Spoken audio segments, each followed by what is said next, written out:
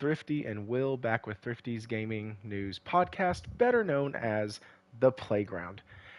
We are going to be getting started here in just a few minutes. I am going to be doing our weekly sound check, and so wanted to go ahead and get that started.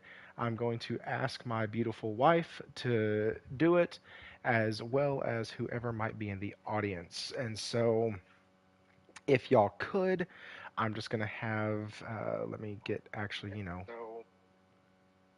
let me get this.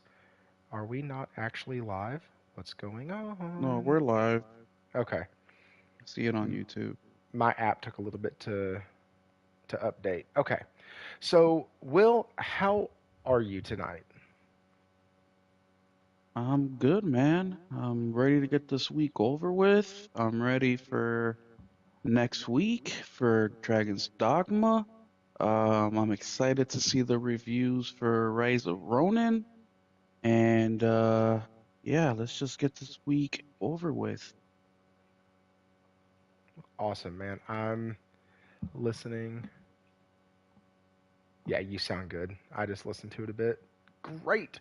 All right, guys. So, Will is going to be kind of bouncing out. Oh, my lovely wife is in the chat. Sweet. I hope she Hey, liked the video and subscribed to the channel. now we got three people, me, you, and the wife. Yeah, I don't know. Who else is streaming tonight? We'll get there. It's fine. We will share this out. And I lost several subs last week after we talked about a certain company that's going to go by the initials SBI.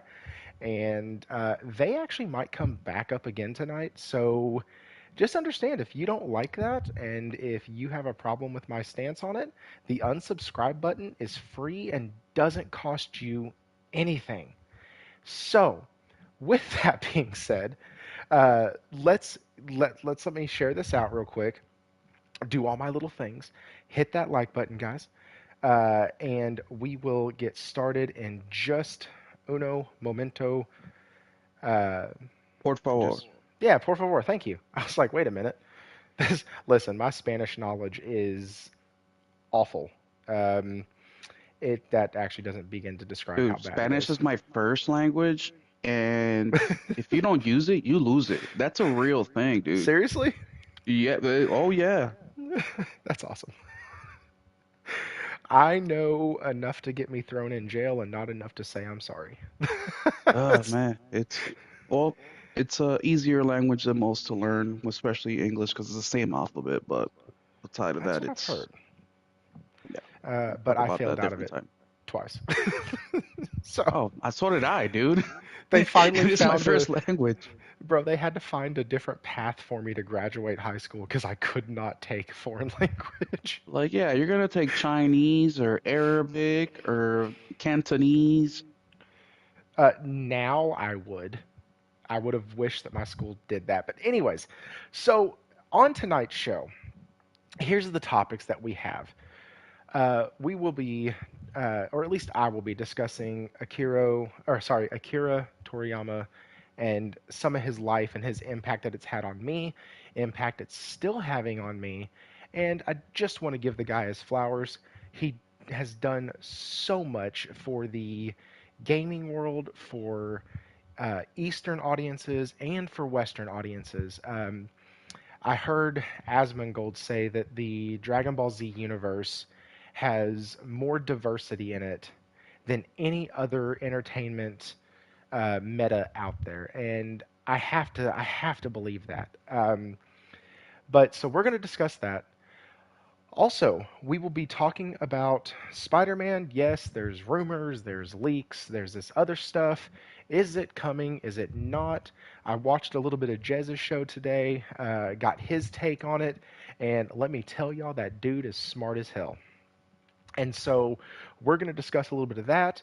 We got some new information today from the new leaker on the scene that hasn't really been wrong yet. And so we're going to run with it until he's wrong, and or until he gets found out and the account gets shut down like the snitch. And so we have some things to discuss on that front. because either Sony are complete utter geniuses or they're the biggest dummies I've ever seen in my life. And we're going to figure out which one. We will be talking also tonight about some stuff with SBI and kind of how deep that rabbit hole goes, because we still see this shift, and I still feel like there's more to talk about there with what's happening in gaming, what's happening in the world of entertainment, and what's happening when these companies are seeing their dollar signs go away. And how long and how viable can a company like SBI or like Sweet Ghost or like Ghost International or whatever the heck the other shell company that they have is called, how long can companies like that actually be viable? And so we're going to discuss that a bit. And then um, the other thing that I really wanted to talk about after my show last week, I caught Mooch's show, and he had a topic on there about emulation because there's a company that has been emulating and selling through Patreon and stuff like that ROMs and games, and Nintendo shut them the heck down. And so, like, we're going to discuss emulation, we're going to discuss ROMs. I think that most kids who grew up with a computer and LimeWire uh, have burned a CD or two. I don't think any of us are guilt free in any of that. And so, just kind of want to talk about where I stand at least now. Want to get Will's opinion on that. Thing. Back when I first used it, it was like the highest you could get was a SNES, and I never used it beyond that. But now you can emulate damn near anything. And so we're going to discuss that. We're going to talk about that tonight on the playground. It's going to be a good show. There are potentially other things that we will or can talk about tonight, but tonight I want it to be very much focused on kind of the gaming world. I don't necessarily want to focus on Xbox. You'll notice Xbox is nowhere in the tags tonight. It's nowhere in the title. It's nowhere because I don't care. They're not relevant to gaming anymore. And so until their next big screw up, I don't really have anything to talk about and I don't want to talk about it. We are we are being well fed. We have a ton of games to talk about. We have a ton of things that are coming up. Hell, we had Stellar Blade that almost dropped us a demo, and screw every single one of y'all who got to play that because I was at work, and then before I got off work, they yanked it. So I was super unhappy about that. But we have so much stuff to talk about that I don't want to waste my time talking about the rubble and the garbage and the trash. So, with that being said, guys, welcome to the playground. All right.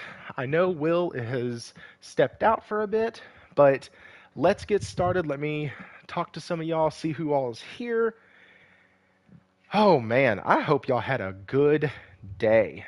Warawana, RPG, Nick, Roundabout Sopri. That's my wife, guys.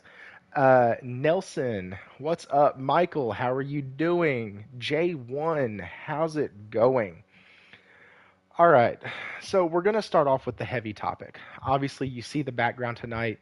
I've been using it a little bit here and there over the past few episodes, not even thinking, or not even because of his death, but because my kids and I are going through the series. And now that we're done with the Cell Saga, we were going to go ahead and I was going to start this game once I finished Rebirth. And this would be kind of my Helldivers Dragon Ball Z combo that is right now Helldivers Final Fantasy combo.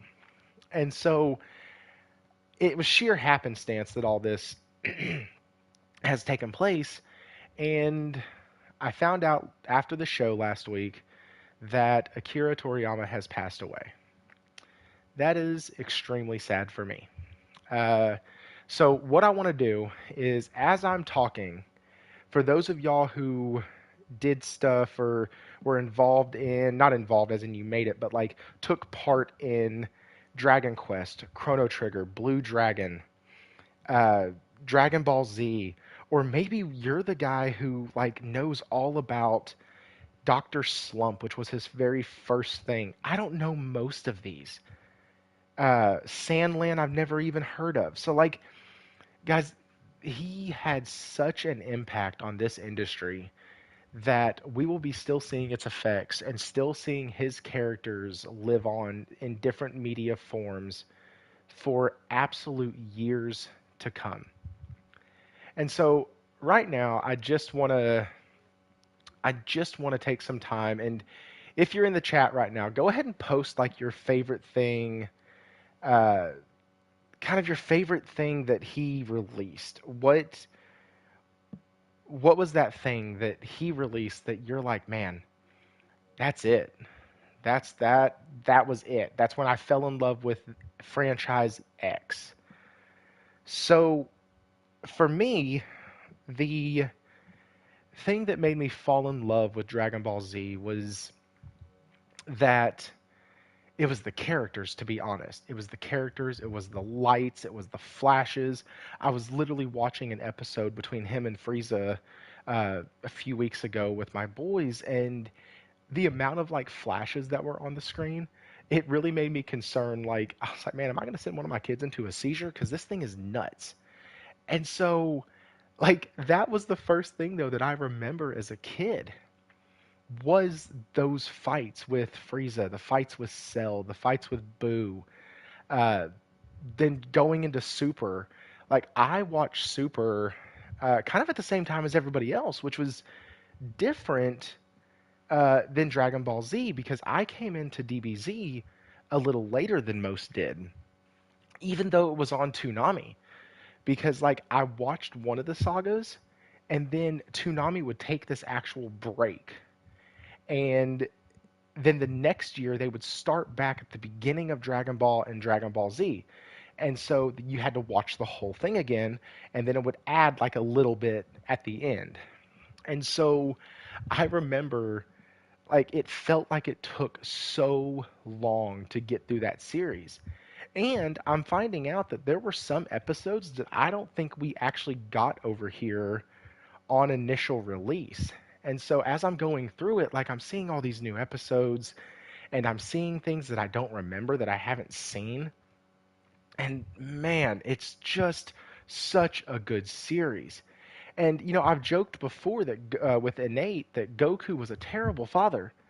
But coming out of the Cell Saga, looking at everything that happened, sure, he puts his son in danger, but he also encourages his son to try his best, to do his best, and he pulls the best out of his kid, which, as a dad, that's all we really want to do. We want to be able to pull the best out of our children. And like Goku, some of us fail a lot. And so Goku, even though he has all this massive strength, he has this one glaring flaw that he's not just the most amazing dad, but he's still a dad that cares about his kids and a dad that wants to be able to see the best in them. And Akira Toriyama brought those characters to life. And he's still bringing those characters to life even after he's passed away.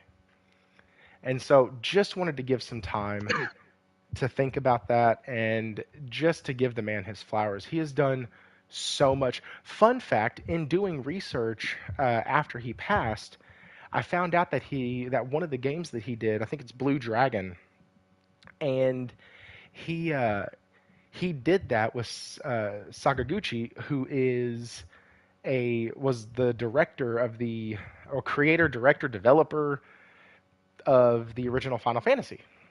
And so that's really cool. I never knew that those two like worked together on a game uh, in the PlayStation era. And so, or I'm sorry, that was the Xbox game. My bad. But regardless, like it's worlds that intertwine for me. It's just his contribution. When I was in high school, I was in 11th grade, and I had to write an English paper, and the guy was super cool. He was a teacher. He was my favorite teacher, or one of my favorite teachers. His name was Mr. Anderson. He was awesome. He was a Hispanic dude, kind of about 6'2", big guy. Well, not big, but muscular dude, and kind of a shaved head. Super, super cool guy. And he said that we could write on anything we wanted. Well, Mind you, this was 11th grade, so it was 2000. It was, sorry, it was 1999. And in 1999, is that right? No, it was 2004. Whew, Lord help, because I graduated '05. It was 2004, and I wrote a paper on Japanese anime and its influence in America. And the two things I used the most were the interviews in the back of the Final Fantasy strategy guides, because they always had interviews with the developers. I used a couple of gaming magazines, pulled out articles on when uh, Square Enix decided to bring and not bring, but bring, I guess, bring their company over to America and set up like an actual hub in America. And then I also talked about Dragon Ball Z and its impact on art style, its impact on works, its impact on how the American public sees these video games and how they're starting to really see a heavy Japanese influence in all the new games that are coming out. And like I got an A on the paper. I almost failed it because of plagiarism because I like copy and pasted something and I forgot to like change it up and give my thoughts on it and then delete it. I just left the whole thing in. So my my teacher was like, "Hey, when did you actually like interview this guy?" And I was like, "What do you mean I didn't?" And he was like, "Well, it says right here that in the interview you did." And I was like, "Oh crap, my bad." And so thankfully he didn't fail me because he could have. But anyways, like this series goes back so far for me, and it brought so much happiness and fun into my life, and it brought happiness and fun into my kids' lives now. And so it's just such a joy to see that. And onto the diversity side of it, literally anytime I see somebody with like a Dragon Ball Z shirt, all I have to say is, dude, that's an awesome shirt. And boom, we are off in a conversation about Dragon Ball Z, about our favorite villains, our favorite heroes. Who are they? What fight did you think was ridiculous? What plot holes did you find? Like, what's what do you think about it? And at that point, nothing else matters. Economic status, skin color, what they're doing, where they're at, nothing else matters. And we are just enjoying the works of this man just out in the open and everything is going great. So I will say this Akira Toriyama will be missed. And the Playground thanks you for everything that you gave to gaming, to culture, and to our childhoods. So thank you. All right. I think Will is back. And so Will, uh, I went ahead and kind of did the Akira Toriyama portion. You said you haven't really watched a lot of Dragon Ball Z, and I know you I don't watched really no play. Dragon Ball Z, but no, no Dragon Ball but Z. I know who he is. I know what he's created. I mean, I'm kind of the odd one out, right, in the gaming community, not just in the gaming community, but friends and family. They have all watched Dragon Ball Z. I mean, I've played Chrono Trigger, Sun Blue Dragon, um, I mean, there's so many things this dude's been part of, and the saying "Legends never die" literally pertains to him. I mean, this dude is a creative once in a generation kind of dude, right? His work will be talked about, watched, played, read for generations. So it is a sad day, um, for the loss, but we have to appreciate, what he left us with, and these things will go down in history forever. I'm Puerto Rican, part a lot of my family is Mexican, and I have been to Mexico, and Mexicans are huge, not just anime Yes. fans, but also Dragon Ball Z fan. I mean, there's memes all over the place, like who's competing to be the biggest, Dragon Ball Z fan, Mexico versus Japan. Like it is, such a huge deal, and it comes from back in the 80s and 70s because it was so cheap to license anime in Mexico, that was the thing that played on TV most of the time was Japanese anime. So the culture is very strong. So even though somebody like me who's never watched it, I am fully aware of what Dragon Ball Z is, what it means to people. I mean, I know some of like Goku and some of the guys that through some of the characters Thrifty mentioned. I know, going Super Saiyan or Saiyan.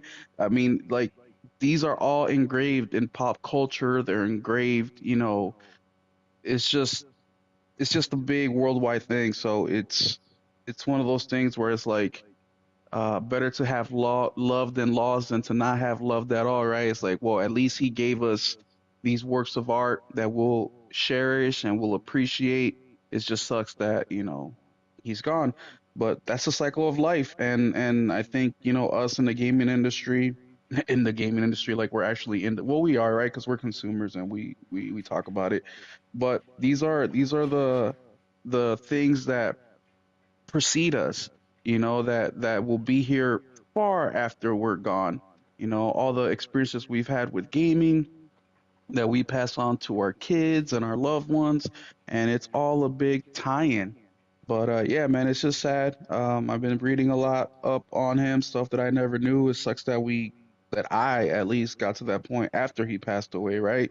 We sometimes take things for granted, but you know, and I will watch an episode, RP. I will. I will. The problem with me and TV shows, when they're good, I binge watch it unhealthily. Like I'll binge watch 5 seasons, 30 episodes or whatever in a weekend. Like it's dangerous. I have no self-control when it comes to that stuff. I will go to bed 30 minutes before I have to go to work, wake up 20 minutes before I got to go to work, and then be miserable the whole day. I'm too old for that. But here we are again. But yeah, man. So yeah, it was cool that we got what we got from him, and let's just keep it going, keep sharing, keep talking about it. I don't think much will change there. Yeah, man. 68 years old, That's just young died too. suddenly. That's That's young. super young, man. That's literally 30 years and a month from how old I am right now. That's Hmm. oof, jeez. Well, when you say Uh you graduated in '05, I'm like, damn, you're old, Thrifty. And then I'm like, wait, I graduated in '06. so yeah, you're old too. Hmm. Um so do it later. Do it and thank us. Yes, absolutely. I agree. The chat says you need to watch a little bit, and I agree. And the fact that it's on Crunchyroll and they have all the movies on Crunchyroll as well, you could actually go super nerd out and like you can watch the Dragon Ball or the Dragon Ball and Dragon Ball Z series, and you can find timelines online that show you where each movie fits. And what that does, and what I didn't appreciate about that as a kid, because I've never seen any of the movies until I found this out. Uh, all of the movies focus on certain characters that you do see in the main series, but they're like a episode or two, and then you're like, oh, that's cool. Oh, that's Frieza's brother. Oh, wow. Well, he's dead now. Cool. And but in the movies, there's like two movies that deal with Frieza's brother, and so you get more context to what's going on. So it's Well, really really awesome. it'll be like the guys that say, or people that just say, I wish I can watch it for the first time again, or I wish that I can play this game again for the first time, or read this book again for the first time. Mhm. Well, it'll be my first time, so you could live vicariously through me. Dude. And I'll Yeah, keep you guys updated on Twitter or X when I start it, so that way you guys can go crazy.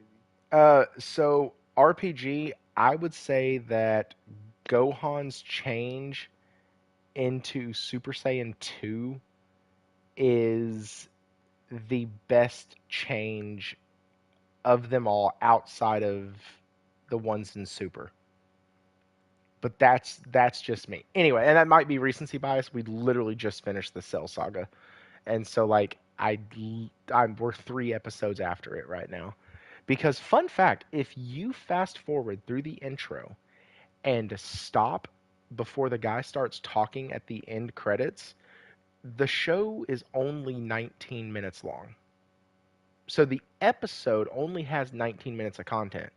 You can actually like speed run that whole dang thing. We are almost at episode 200, which is if my kids don't fall out of at episode 200, then I know that they're true fans of the series because that whole saga was absolute dog crap. Anyways, moving on. What's up, Innate? Okay, so here's the next topic because I really kind of wanted to get into this. Let's go ahead and save the big one for last. I don't think we're going to spend a whole lot of time on this. So, ROMs and emulators. Will, did you ever use an emulator? Yeah, sort of. Not fully committed to anything, but just kind of checked stuff out before. Yes, I have. Okay. I used to use one when I was in late middle school, early high school. It was called ZNES. It was the best one out for Super Nintendo games. And I had Link's Awakening. There was a Dragon Ball Z game actually. Actually, I think it was just Dragon Ball at the time. But I had that, and it was actually translated into English. You couldn't get it over here in the States.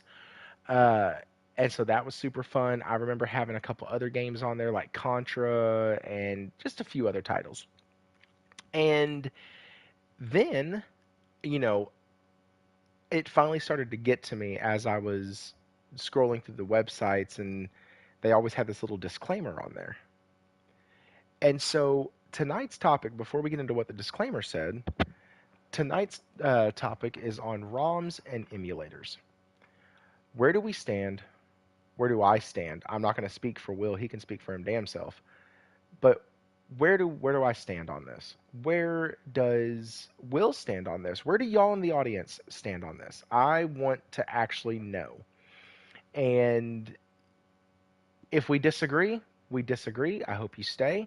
If, we agree, great. I hope you stay.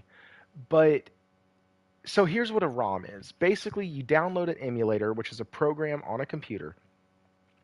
Then you download, and that program is meant to mimic a gaming console. Nintendo, Super Nintendo, Game Boy Color, Game Boy Advance. There's an emulator for everything. Uh, the only one that I'm familiar with is a GBA emulator and the ZNES emulator that I used, and I used GBA for Pokemon. And so you download that, then you download a ROM, and you unzip the file, and boom, you now can take that file that you just unzipped and drag it over into the other file for the emulator, and that's at least how you did it back in the day. I have no idea how that shit works now. And so I used to play games that way. And when you do that, though, there's this controversy right now, or not controversy, there's this thought process right now that it's okay to emulate games if it's not available in America, it's okay. If it's a game that is out of print and you can't find it anymore, and when you do find it, it's $100, it's okay. Uh, if you already own the game, it's okay. And so what I want to talk about is kind of the back and forth on this, because there is a legal way to own ROMs, but every other way is illegal. Just letter of the law, copyright laws being what they are, there's a legal way to own them, and there's a not legal way to own them. Will, are you familiar with the legal way to own a ROM?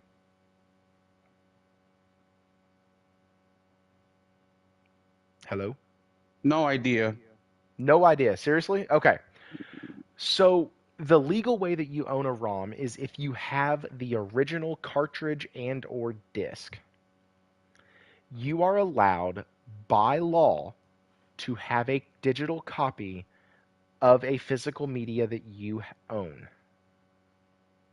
Super easy, super allowed, no problem. And a lot of folks will point to that and say, well, that's why ROMs are okay. The problem is that most folks who use ROMs use them for the other reason. I don't want to pay for the game. I can't get the game, or the way I could get the game doesn't let me play it how I want to. Okay? Because we know PC guys, they want the best, the brightest, the biggest, the fastest, the blah blah blah. And I don't like they have somebody in the chat in Discord earlier was like, you know, it's always strange to me that the people who emulate and go to bat for ROMs the most are your PC community who have a 4090 graphics card sitting in their freaking PC that cost over $1,000 or right at. Like, okay, so More than that. bro, I was going low end because I have no idea how much that shit Oh, way more costs. than that, bro. Bro, I don't know. But then they'll say, well, what about the games? Let's say you buy the game from, you know, from somebody, but you want to play it over here. And so that's okay. I am I am here to tell you that by the letter of the law, that is why people couldn't get around and couldn't stop you from burning a CD onto your computer. Because you have the right to have a digital copy of a physical media that you have purchased. Totally fine. But I wonder, and this is what I said in Mooch's, this is what I said in his chat. I said, I really wonder how many folks who are emulating and using ROMs are actually owning the game outright. Now, there was a company, I'm not going to mention their name, they're linked with ROMs and emulation, and Nintendo shut them down. Now, you might be asking, why doesn't Nintendo go after more of these? Why doesn't Sony go after more of them? And generally speaking, at least when I did it, ROMs were completely free. So they weren't making any money off of it. So there was this gray area that they're not actually selling anything. So the onus was on the person to download it and say, because of that little disclaimer that said, hey, if you own a copy or if you own the original, you can download a copy of it. Do not download if you do not own the original. And I never took that to heart because I was a stupid little kid that was just wanting to play the games. And so when I finally started realizing during the LimeWire, Napster stuff, I guess that was late 90s, during the LimeWire Napster stuff, that, hey, these things are copywritten. I remember, dude, that was in the news. I know you remember that shit. That was Oh in the yeah. news LimeWire. all the time. They got Napster, LimeWire came out, and man, I cannot tell you how many things how many songs I got off of that. It was insane. I found songs. This was the first time I had found like chopped and screwed like Bone Thugs and Harmony stuff because people were making it and uploading it.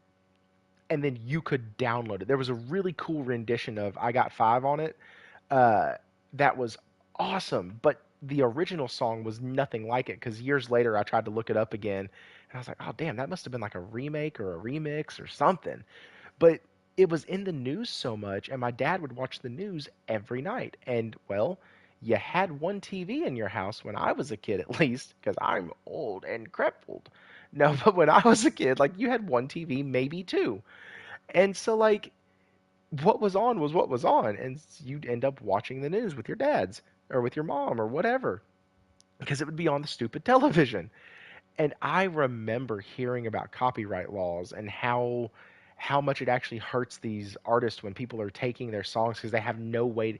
This was before everybody could just download and pay for music via the internet. Like all of that hadn't really reached its peak or its pinnacle. And so you were literally stealing. I mean, that's what it boiled down to. You were literally stealing music. And so fast forward, we had ROMs and we had emulators, and I was literally stealing games to be able to play them. And I remember justifying it by saying, "Well, man, I had a copy of this game at one point, and so now I can go ahead and download Zelda, A Link to the Past. I owned it, I played it, I beat it on the Super Nintendo several times. and I'll be fine because it's okay. And I kid you not, one day, little teenage Philip, probably was 13, 12 years old, I heard a knock at the door and it was the police. They were looking for somebody in the neighborhood, had nothing to do with me or my family.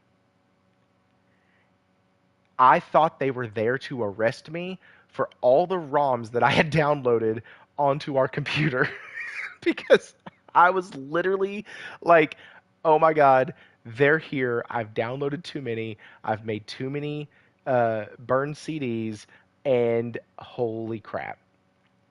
And from that point on, I never used an emulator ever again because I was like, okay, it's illegal. I know it was illegal. And this is teenage me knowing that this is illegal. So now, fast forward.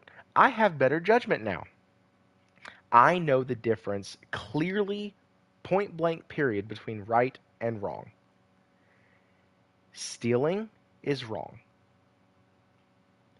And so my stance is that anything related to emulation and ROMs, one, if you are paying for them, whether it's the sneaky, sleazy way through a Patreon, or if you're actually having to donate, quote unquote, money to the website, that is highly illegal.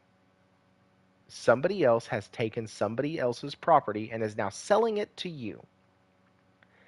That's illegal. That's like Pepsi trying to take Coca-Cola and sell it to people and say, no, it's fine. That's not okay and doesn't work in any other form of business anywhere ever. They can't do that. And that's illegal.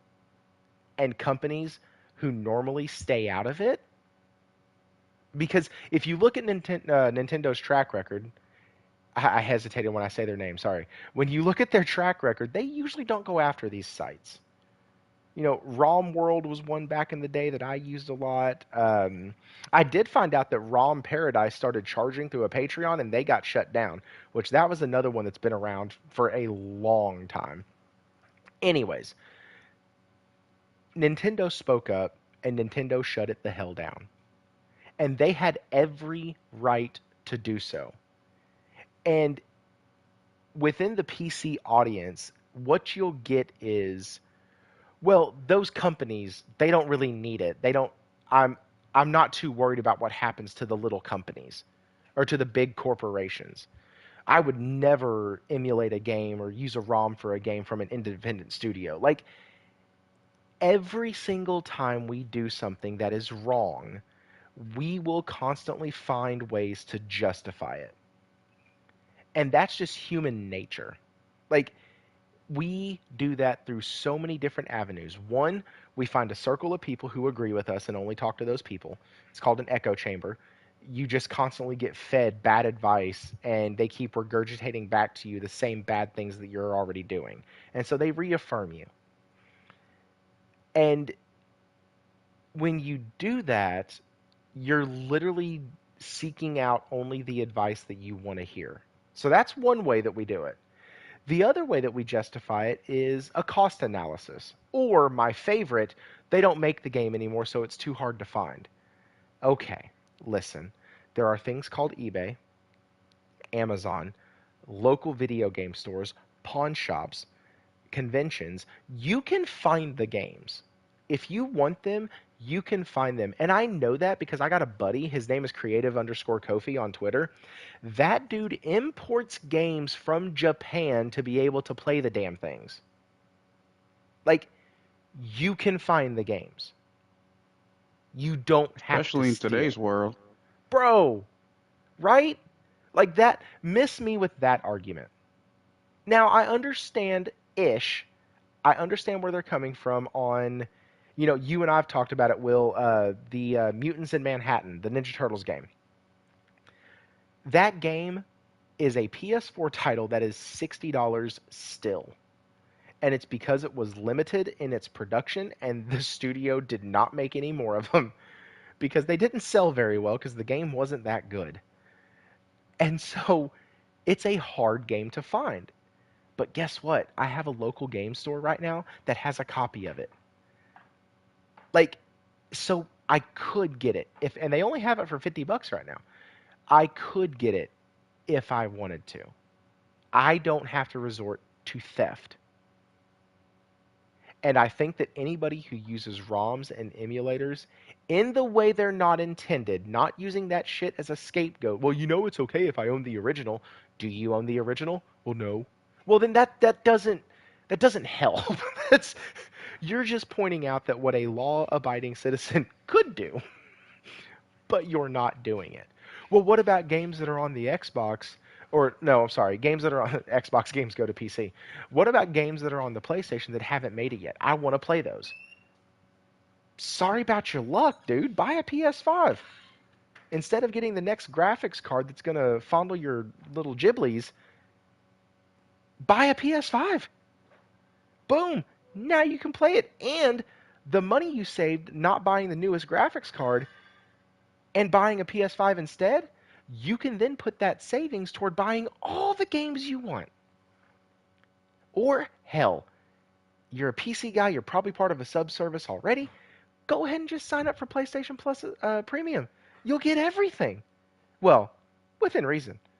You may have to buy a couple, but it's completely asinine that we keep trying to find new ways to do stupid shit that's against the law. Like, and I know you're probably sitting there thinking, Thrifty, how can you say this? Gaming companies, they make millions and billions of dollars. Yes, they do. But do y'all realize that this one website that Nintendo shut down, I think they had over a million, or maybe it was 10 million downloads for Zelda Tears of the Kingdom? A million. It was a million. $70 million. That's right. $70 million. We're sitting over here talking about studios closing their doors, companies scaling back, people getting fired from jobs, companies not having money to pay people, or not let me rephrase that. Companies having to restructure because revenues are up but profit margins are down. And we're really trying to make excuses to steal from these people? Look, Like it doesn't matter. First off, it doesn't matter. These are the same dudes that bitch and complain whenever they don't get credited on a fucking meme on X. You know, they're out here bitching like, "Oh, that was my meme first. And you didn't even like tag me or a damn reel on Instagram." Like, stop. Okay, first off, stop. It's stealing, plain and fucking simple. How can you say that exclusives fucking matter, but at the same time say that this shit is okay? What are the purposes of exclusive? The number one reason is to sell more boxes, your box in specific. That's the reason why exclusives matter, the very top reasons. Sure, there's other reasons that exclusives matter, right? But the biggest one is it helps sell my hardware. You're stealing, but it's always the PC guys. it's And always the if you're a PC PC guys. guy, look, I'm sorry, but I don't like you. And I've never felt like that. I really never felt like that. I always thought it was funny, like PC Master Race, like, haha, that's cool. It's a cool little banter and shit. But the more I'm learning, like, I really dislike not everybody, but the portion of guys, of PC gamers that I learn about, I really, really start to dislike because they have this entitlement mentality, right? And look, yes, these corporations are making a shit ton of money, and yes, their profit margins are where it needs to be. That's not my problem. That's their problems. I've been saying this for the longest time. Where were they when they charged me $80 for Donkey Kong in 1997? Where 80 No bucks in shit. today's money is $170, and it only cost them, what was it? Oh man, I heard Brap say this, or not Brap, somebody on Mooch's show. They said it cost them, It was I like think it was less like than a million, wasn't it? no, it was Like, like cost them $7 million to make like Ocarina of Time, Mario oh, I Kart thought you were talking about Donkey 64, Kong. My bad. Donkey Kong, and like another game. There was like four games that Nintendo paid like seven. It was like less than $10 million to make all four games, right? These games sold bonkers. They made billions of dollars. So now you're mad because these games now don't cost you $7 million. Now it costs you 300 million for one, right? and you're charging $70, and of course, $70 in today's money versus 90s, way different. Not my problem. You should have made that adjustment back in the 90s. You should have made that adjustment in the 2000s, but you didn't because you were greedy. That's the same reason we're having the issue now. It's because you're greedy. All right, you're selling more video games than you have in the history of video games, but you're greedy. The EA CEO this year made a little bit less than last year as a bonus. He only made 21 or 27 million dollars, something like that. One person, 20 some million-dollar bonus. Last year he took home 30 something million-dollar bonus. That's where the problem is. It's the greed. Even with that said, no, you should not be stealing. Absolutely not. And I was gonna say Ocarina of Time, Zelda Breath, Tears of the Kingdom, right? And Nintendo, what they did was scummy too. What they do, they raised the price $10 on that game, right? The only reason I bought that game is because I was able to get a deal on it, and I paid 60 for it, right? A deal for $60 on an outdated hardware, super old graphics, same map, right? But then they'll say no, it's because they inverted the map, and now it's whatever. It's the same damn map plus they added additional, right? That still doesn't justify that you're stealing. But now we come into the dilemma, right? The age-old question, if or situation. If you're starving and you steal a loaf of bread, is it wrong, right? Well, yes, morally it's wrong. Now, do we understand?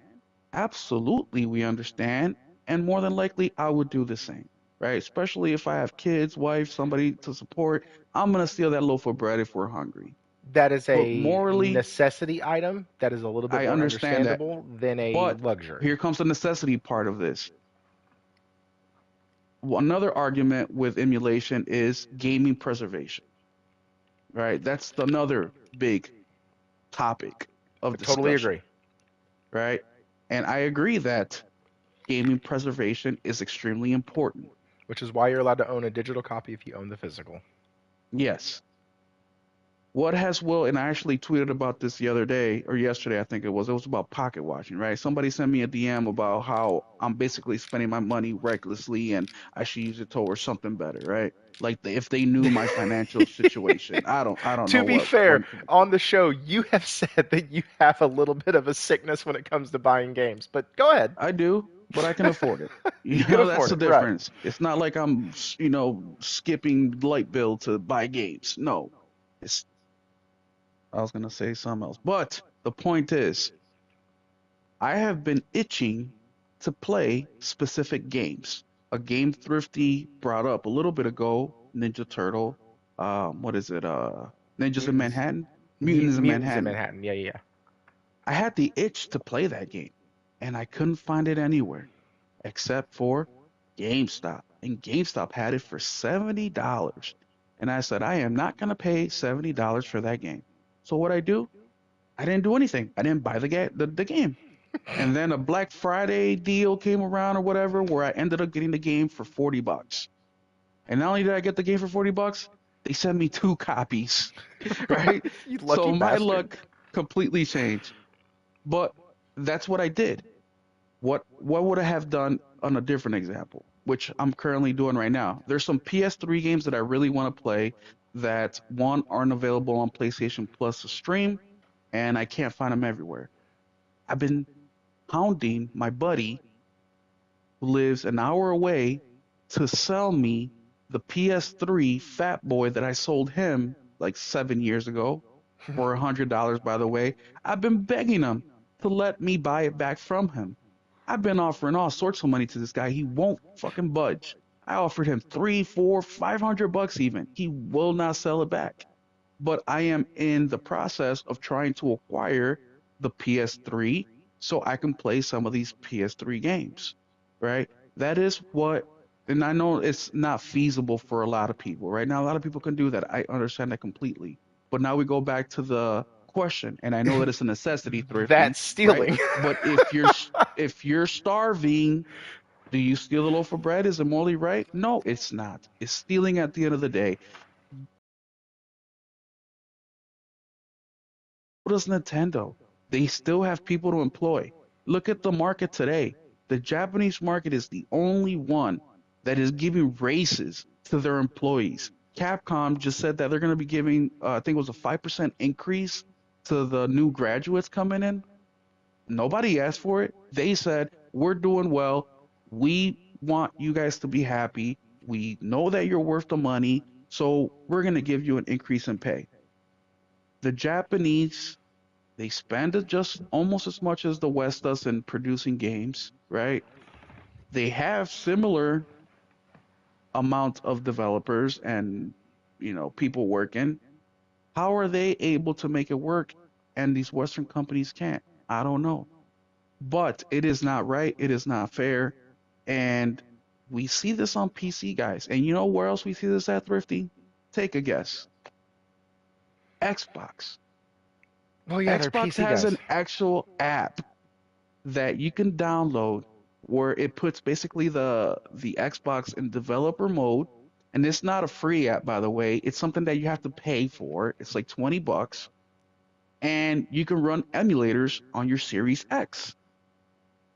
So ain't it a coincidence that the same fan base that doesn't buy games is the same fan base that loves the Series X because they can emulate games. And they do it all the time. Look at me playing, God of War 2 on the Series X, right? Or hey, look at me playing Mario Kart on the Series X. Mm. How are they any better than the PC guys?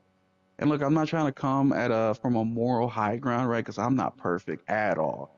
I No, do just things it that is are what it is. wrong. Whether we have the moral high ground or not doesn't matter. The law is the law, right? Like whether you break the law or not, the law stays the same.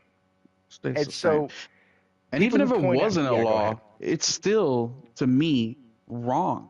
Especially if a company, doesn't matter if it's Nintendo, PlayStation, anybody, any developer says, we did not okay this, we do not endorse this. Like, do the right thing, guys. And if you can't, then do what I'm doing. Wait till a better deal comes around or it becomes available. And guys, I am telling you, you can find it just takes time and part of it's the hunt anyways. But I agree with everything that Will said. It is more understandable if you're starving and you steal a loaf of bread. Okay? I'm not going to tell you it's not wrong. I'm not going to tell you it's not illegal. I'm going to tell you it's understandable. I understand. I don't understand how you. This is so funny enough. This is actually why I hate Samsung phones and the Android operating system because those phones and that operating system, because it's an open source system, make it so easy for people to pirate movies, pirate music. I literally back when the iPhone 5 or 6 came out, buddies of mine were switching over to the Androids, and I was like, guys, why? Like, what is it about it? Because I was about ready for a new phone, and they were like, "Oh man, look, dude, I can get all these songs and everything." I was like, "Oh, that's really cool." How much was that? Like, you can just do that? He goes, "No, no, no, it's free. You can just." No. Fun fact: it's not free.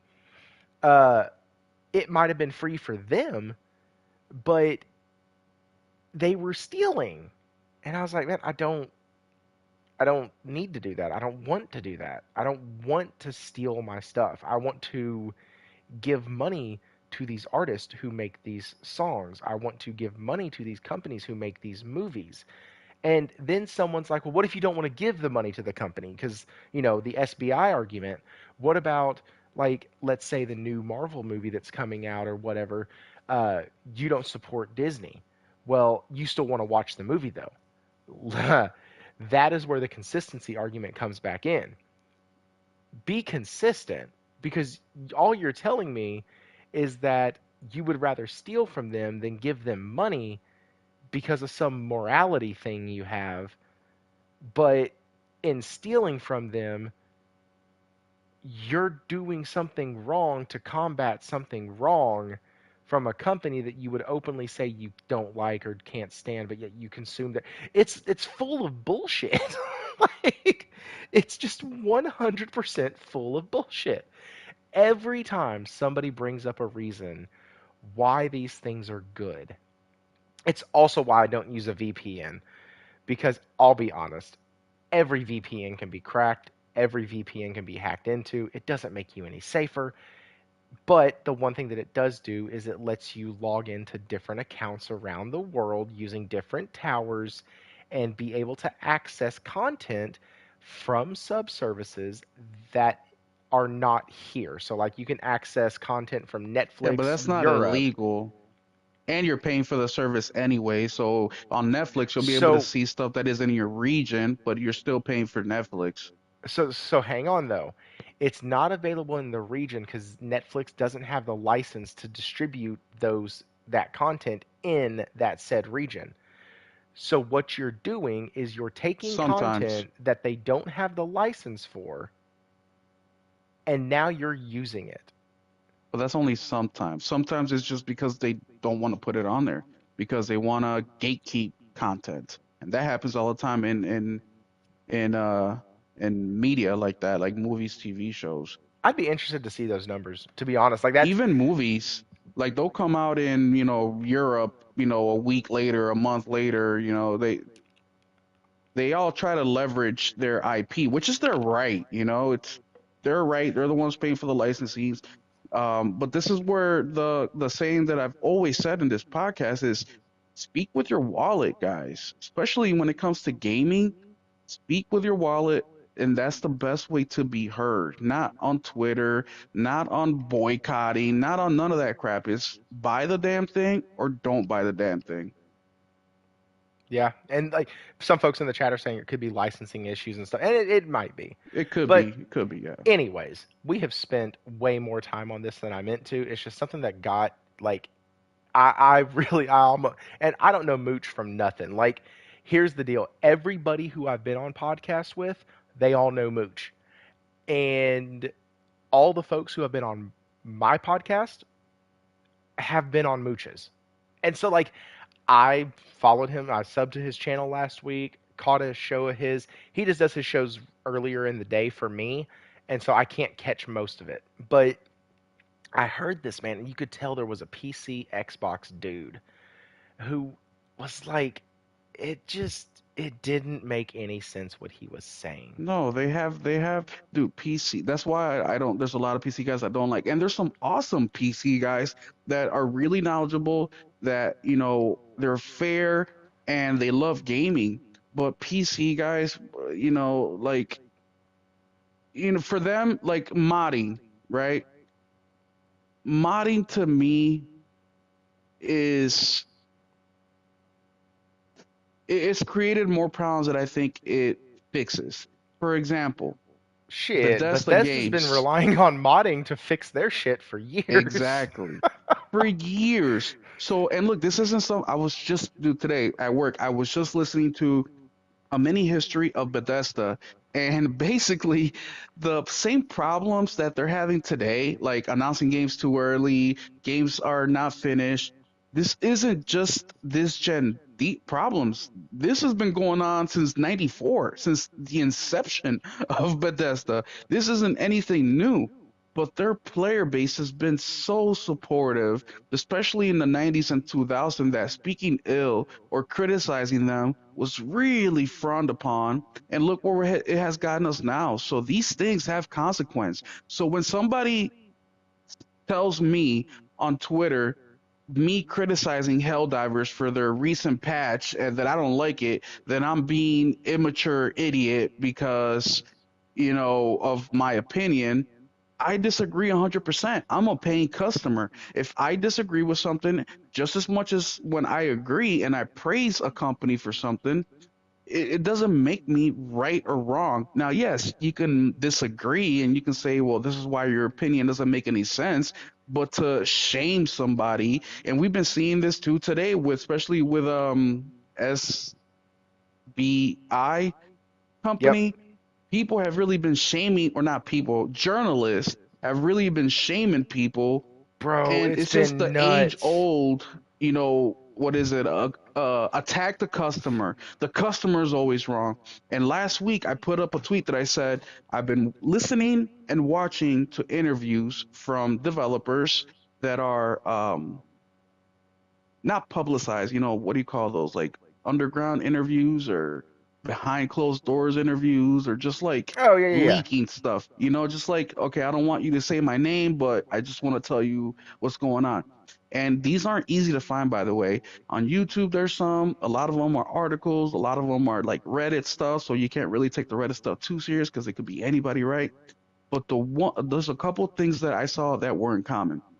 The biggest one is that developers hate gamers. We are in the way of making things that we wouldn't agree with. The second one that was very common is developers really make games for other developers. That's who they're really worried about. That's who they are want their feedback from. That's who they look up to is other developers. They really don't care about the gamer. The only thing that they care about the gamer is the money because they need the money to keep their shit going. And I know it's a little bit off topic, but I've been thinking about this today and it's really getting on my nerves. And it's that, look, we've said this numerous times on the podcast. We hate it when people lose their jobs. It's a terrible thing, right? Um, their whole family gets messed up, and you know, it's just a terrible thing, right? Not until my late 20s did I ever hear or knew of anybody in my family, friends, anybody that got let go. And when they got let go, they got a package, a payment plan. They got their health insurance for 3, 4, 5, 6 months after. They got company options. They got benefits. They got all these things.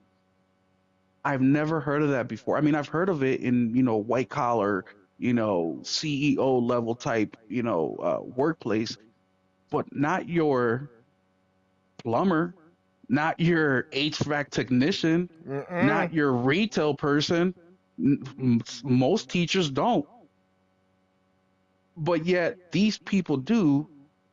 And like I said, they tweet something and you retweet that and you don't credit them, they bitch about it, right? But yet, shit like emulation, shit like layoffs, which happen all the time, for some reason, we're supposed to feel extra sorry for them. We're supposed to feel extra bad for them while they're charging us $70 per game while they're selling the most games in history, even though they're doing shit to gaming that it's really unforgivable and it's destroying gaming for a lot of us. Like, let's be real here, guys. And this is where we have to speak with our money. We have to speak with our wallet. Now, last week, Thrifty talked about how it's basically impossible when we talk about the boycotting, right? Because where you're going to get your clothing, where you're going to get your food, where you're going to get all these things. And I say to that, there's levels to it, right? For example, there is a shoe company that I stopped buying from completely about 3, 4 years ago because of the things they stand for and where the money that they make from me goes to. Now, there's another rival company that I started buying my shoes from, which kind of sucked because I really don't like their designs. They also do dirty shit, but not as dirty as I think the first shoe company is. There are sports I stop watching because of shit I do not agree with. So we don't have to boycott absolutely everything, but I definitely think you should take a little space, a little bit of time, and think what's important to you, especially in the gaming, right? What are the things that are most important? What are the things that you don't care about? What are the things that you can kind of give, go one way or the other? And really start making an attempt to have these people earn our money because we've gotten to a point, and I'm just going to use software or not software, the people that make Elden Ring and shit from soft, and they're a fabulous company. Of course, they haven't done anything that I disagree or nothing. I'm just using them as an example because their gamers are very loyal, right? They love a lot of their games for good reason, right? They're very good at what they do. But just as an example, a company like that where you have I don't want to say blind fanaticism or blind following, but pretty damn close, right? How many, and we all have our developers that we're like that for, right? Some are Sure. Naughty Dog, Sucker Punch, it doesn't matter. Square Enix doesn't matter. But we all have to come to a point where you have to tell yourself, if they ever cross this line, this is it for me. And it doesn't have to be forever.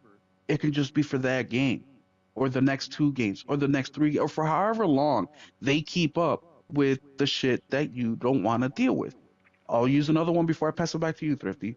Ubisoft, right? We have all gotten tired of Ubisoft's fucking open world, checkmark filled maps, but yet they're still selling 5, 10 million copies.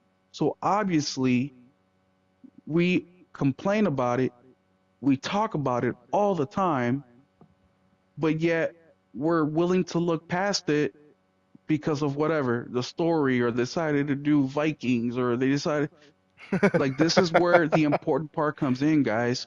And look, yes, it sucks. And I'll give you one more example before I pass it to Thrifty.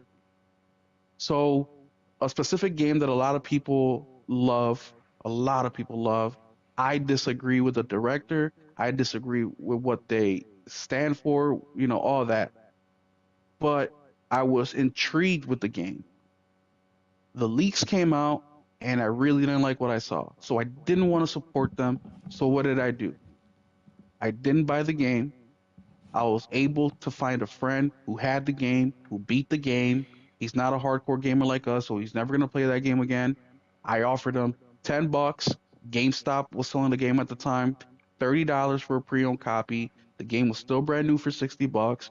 But that's another way that I kind of went around it, right? I wanted to play the game a little bit just to kind of check out to see what the big deal was. I didn't give him the money directly. I found an alternative way.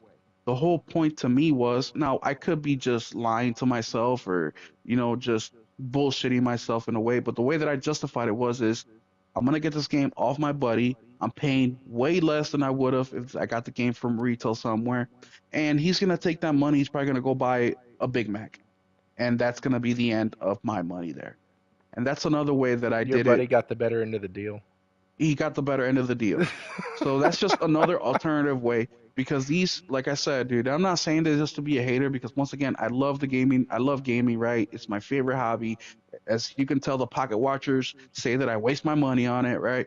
I love it. I'm willing to support anything that is intriguing to me, anything that has, like Baldur's Gate. I bought that game not because I wanted to play it, because I hate turn-based games, but I bought it because I wanted to support something that was what they stood for. They wanted to make a game that was for their gamers, that was fun, that was unique. And look what happened. How many journalists attacked them? How many developers attacked them saying, well, gamers are now going to expect this to be the new norm. Fuck yeah, we are. And I wanted to support something like that. And to this day, I got like 2 hours in Baldur's Gate. Now that I got my PlayStation Portable, I'll probably play it more, because I feel like the turn-based games are more suitable for maybe a handheld. That's just me. But I'll definitely be playing it more. But that's the reason I supported that game. Not because the graphics impressed me or the gameplay impressed me. None of that crap. I bought it literally because of what the developer stood for, and the reason, the how, the why they made the game. Mm. Man, it's yeah. Hero, shout out Hero. Shit. Yeah. Hero knows what I'm talking about. Damn, everybody I'll knows what I'm play it a bit. talking Yeah, it was very clear. about. Yeah, and I've Did that make sense, Thrifty? dude, it really did. I've painstaking, and we all do have our blind spots, okay? And they're not even blind spots. We all have our willful spots where we look We're away. human. We're human. And this is why I really wanted to buy the India version of Spider-Man. Oh, Because dude. Yeah. that was the most telling thing, and I brought it up last week. But Insomniac took out all the West political bullshit out of their game when they released it over in India and in some other territories. Why? Because that shit doesn't fly there, and they Thrifty like movies money. do it all the time in China. they will take out, they will adjust, they will edit stuff in Yep. China because they will not accept it. But yet for us, they're like, nope, you got to take it, or nope, they accuse you, they blame you, they do everything that they will never do in a million years, only in Whiny America. babies. We're just Yes, whiny babies. whiny 12-year-olds, like somebody said Will, today. Will, you're a whiny baby. Even though you're I not am. white, you're a whiny Hey, baby. I know. Because you think white, is what they would say. You think white. Did you know that on the employees like LinkedIn's and stuff, where it discusses like who they are within that company, that several of the white employees have put on their bios that they are white settlers? Jesus Christ. Like, and this is from Asmongold. He did a reaction video to somebody else, and he was like, "Listen, if you're a freaking settler over here and you don't like it and you think that that's terrible, go back to fucking Europe." Like, and then somebody in his chat was like, "No, we don't want them. They can stay there." Like, but it's that mentality of like you're you literally created a problem to solve a problem. I mentioned that Asmongold's reacted to several videos. He's mentioned that. Like, uh, Jeremy from the Quartering has mentioned that. I know Critical Drinker has done some stuff on it. Like, all of these guys have been able to literally call out these companies, right? And I see other shows that I expect to have like big, huge episodes about all of this, and they're just not. Like, I don't know if it's they don't want to rock the boat, they don't want to be too impartial, maybe they have a larger audience, they don't want to piss people off. Like, I just lost another sub tonight during the emulation talk. By the way, guys, I put it in the chat, but if y'all are not subbed, please go ahead and do that. I have lost another one. And so I don't know if it was. I know it was during that, but I don't know if it was somebody who was here that changed. And listen, like I said at the beginning, we can disagree. That's fine. If you don't like my stance on this, that's fine. If you don't like Will's, that's fine. If you don't like Will's and him and I disagree, then still stay subbed because I'm generally the right one. No, I'm just kidding. I'm just kidding. But like seriously, the stuff we've talked about tonight is true. Emulators are stealing, ROMs are stealing, companies like SBI are destroying gaming. Now, we dove into that quite a bit last week, and I went on a really good little rant. And I don't usually have these long, passionate rants, but it's something that just pissed me off last week. After after looking at what we have coming up, at least on the PlayStation side, I'm excited. At least for the next 3 months of gaming.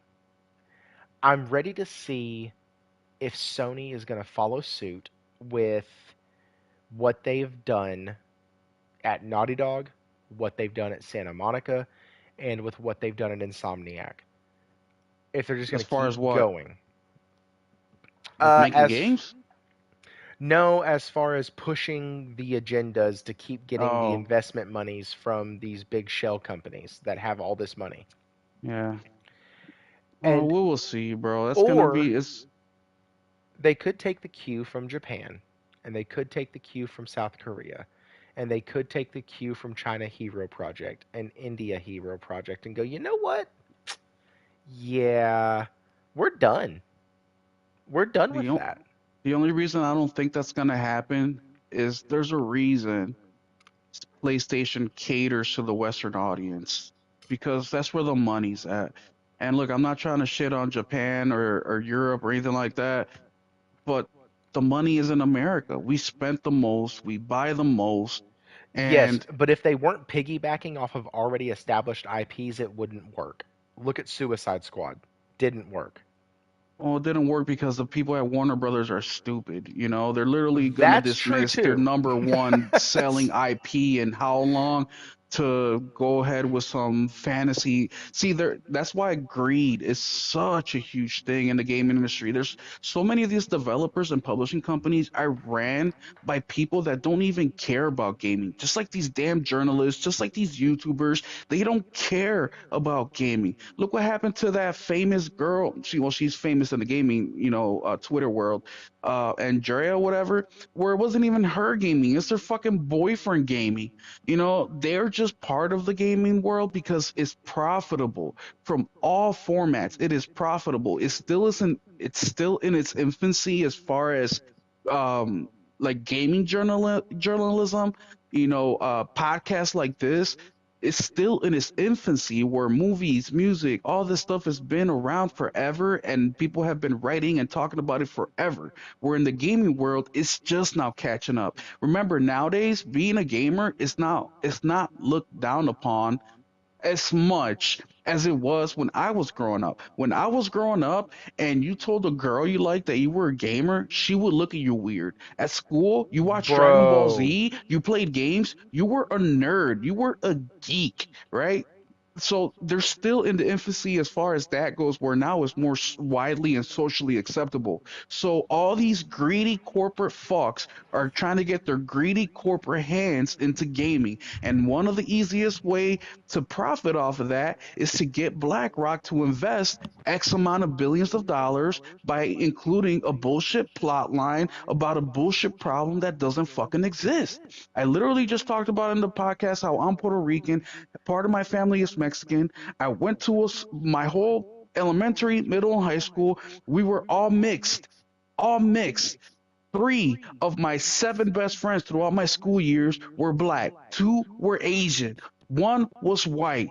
Like super diverse. We all listen to hip hop. We all love Terminator. We all loved Aliens. We all love Zelda. We all like these were just things. It doesn't matter where you came from, your social status, your culture, your religion. It didn't matter.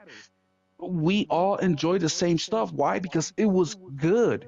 It was good, and it was awesome going to school. Be like, hey, dude, you get past this one part in the game, and then we talk about it. He's like, dude, I found this cheat code. Like, try this, and we'd be so hyped. So hyped. We would borrow games from each other. We would ask our parents if we could spend the night with each other. We would bring our PS2s, our Nintendo 64s, our Sega Genesis, and we would just game all night. And the games were so good. And also, they produced the games like crazy. I mean, look at Mass Effect. They released that whole trilogy within what, 3, 4, 5 years? Look at the Xbox, one of the Xbox greats, not Halo, the other one. They produced that Gears of War. They produced that within 4 or 5 years as well. How many games? Three, four of them. So not only were the games high quality, the output was high quality. They were making money over fist, right? Hand over fist, crazy profit, which enabled them to build into the dynasties they are today, right? To expand to having 1,000, 2,000 employees, something that was unheard of in the 90s. I mean, look at Bethesda. I bring them up again just because I was watching that documentary, but they had tens of people in their teams, right? They had one, uh, what do you call that? Environment designer for Morrowind. One person, just one. And look at that game, one of the all-time greats. If you And would have there's said that just, about their combat, I would have believed you because the combat in Morrowind is well, awful. of course, a But lot go of, ahead. you know, but man, there were just so many good games. And yes, nostalgia has a lot to do with it. But when you look at the games that had some of the best stories in our generation, the stories were sprinkled on top of the game. They focus on the gameplay. They focus on the combat, on the traversal. Bro, You Bad know, Dudes didn't have a fucking story. Double Dragon didn't have a story. Your yes, girlfriend got kidnapped and you had to spend the rest of the. It was Mario with karate, is all that shit yes, was. Like, super rudimentary. like, and those games I would spend hours playing because they focused on the gameplay. Here's the fun fact Helldivers isn't just fun because of the way they handle their community, it's fun because of the gameplay. I played, so I'm reserving one night a week for kind of taking a break from Final Fantasy, okay? Because I do this thing where I get burnt out on open world games, and I'm in a section of the game right now where it'd be super, super fucking easy to get burnt out. The section of the map feels like it's going to go on for decades. It's massive, uh, and you have the freedom to go wherever the fuck you want, and it's like it's huge. And so I got Helldivers because one, I really wanted to play it, and two, I really wanted a game that was going to be a break in between like Final Fantasy sessions. So I've decided that on the weekends, one of the nights of the weekend, I'm going to go ahead and play Helldivers. But it's the gameplay mechanic. It's a super, super easy mechanic. You go, you kill bugs, you find things, you pick up stuff, or you kill robots, you find things, you pick up stuff, you go back to your ship, you buy your upgrades, you outfit your character, you set up your next uh, uh, pack or whatever the fuck it's called, all your next stratagems and all that. You decide what you're going to put in, and then you get your ass back down there, and then you have one more menu where you have to break down, like, okay, I want to take this one, and this one. I only have two because I just started, but I got to watch people change out their stratagems, and like, super easy. And then on top of that, it is fun. The guns feel fun. I don't know anything about a nerf because I actually got the game the day that they released the patch, so I don't know what was broken, what wasn't. All I know is that I had a blast playing with everybody because that was fun. And it was over the top, it was ridiculous, and it was stupid, and it was awesome. And then I go over to a game like Final Fantasy VII Rebirth, where it's like, dang, this is rich, this is dense, it's a thick, thick game, and like that mindset is there that I am going into this game for the graphics, for the story, for the character interaction, for the combat, for every. I'm not going to fulfill a gameplay loop, and so I think games like that are super, super important. And look what has happened. That game has exploded. And they have made their money back hand over fist. And Sony looks like the biggest fucking set of geniuses I have ever seen. Like, literally, if Shift Up or if Arrowhead goes public, which they are going public, I think, here in like a month, once they go public, if PlayStation is not the first one in line with a fucking golden check that says, hey, here, I think they're stupid. But that's just me. I wanted them to buy Arrowhead before Helldivers 2 even released because of the relationship they have. And I think if the company fully and goes public like the rumors are and like has been reported, then I think Sony needs to be the first one to purchase them. And David or Falky, sorry, was last time he was here was talking about how he like there's like a lot of times these clauses where they get first, Sony will get first bid or the ability to counteract or counter offer. And so I really hope that that's the case because I have a feeling that they are going to get scooped up by one of the big ones, and I don't want that. But And anyway, that's the dilemma right there because like they're talented. We can see that already, right? And the guys that played the demo, which by the way, that whole fiasco is fucking bullshit, right? I'm usually first to do shit like download, but man, I was busy at work that day, so fuck my job for that second. But that's the frustrating part about it is because we want them to do well, we want them to make a lot of money, and we know that the way in order to make the money they need to make the product that they want to make, it's gonna take some of that, you know, where am I gonna get the money from? And PlayStation, if they do go up for sale or go public, I agree with you. PlayStation has a great eye in spotting quality, and I agree with you on that part, Thrifty. I really hope that they make something out of it. But we got to play this game first. We got to play in completion because the combat may be badass. It might be a good game, a good solid 7 out of 10. But is it going to be that 8, 9, 10 out of 10? And we will only know that once we complete the game. And before I pass it to Thrifty, I want to say two things, and they're both in line with each other. Horizon Zero Dawn was better than Zelda Breath of the Wild. Horizon Forbidden West was better than Elden Ring. Mic Agreed. drop. Go ahead, Thrifty. I agree. You're gonna like I've already lost subs tonight. What the fuck? Let's lose a couple more. Like I don't care. We've shit on Last of Us. We've Wait, you like guys said it, not me. we're just hitting all the little golden calves tonight. Let's do it. Fuck it. I don't care. I'm not monetized yet. When I get monetized, then I'm gonna have to peel back what I say and like try to keep the sub number up and all that. But right now, I don't give a shit. No, sorry. Okay. Yes. Hero. Right of first refusal. A foozle. Foozle. Right of first Refusal. refusal. Right of first refusal is what I was looking for, and so much copium, copium M, so much. Wara, what are you talking about? God dang. He's probably Speak. talking about the Elden Ring thing. Oh, yeah. Anyways, speaking of that, the combat for Stellar Blade is easier than a Souls-like, but it has been said that it is based on Souls-like combat. So parry and dodge are going to be super important. But I think basically what that means is that when you hit somebody in the game, it's actually going to do damage instead of them just standing there looking like they're about to kill you. So I think they've maybe balanced that out. But Oh, uh, War. Can I say something to War One real quick? yeah, I didn't post it on Twitter today, but guess what came in the mail? And I thought about you when I hit the buy button. Bloodborne physical copy. When I was looking at it, it was on sale. I thought about you, and you know what? I'm gonna try this game, and I ended up buying it. So just for you, Wara. I'm not that close minded. Twisted Sin said that it's not Souls-like at all, and he played the demo.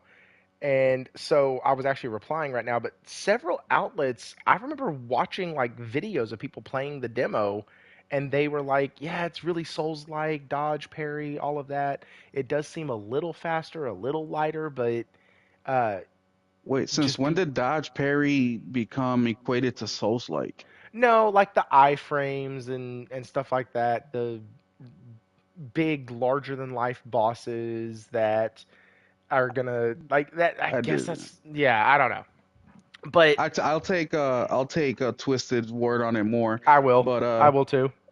I'm playing what do you call it? A Ghost of Tsushima. I just got the platinum yesterday. Now I'm playing Iki Island, and God, is this game It's so good. so damn good. Sorry, that had Uh, nothing to do with nothing, but no, you're fine. Gaming. It has to do. So the really cool thing about Xbox no longer being in the headlines every fucking week is that a gaming news show can actually talk about video games and not the newest fuck up that they did or the newest thing that Phil Spencer said that goes against what Matt Booty said that goes against what Tim Cook said that goes. I don't want to know these fuckers' names anymore. I really don't. Like, I love gaming.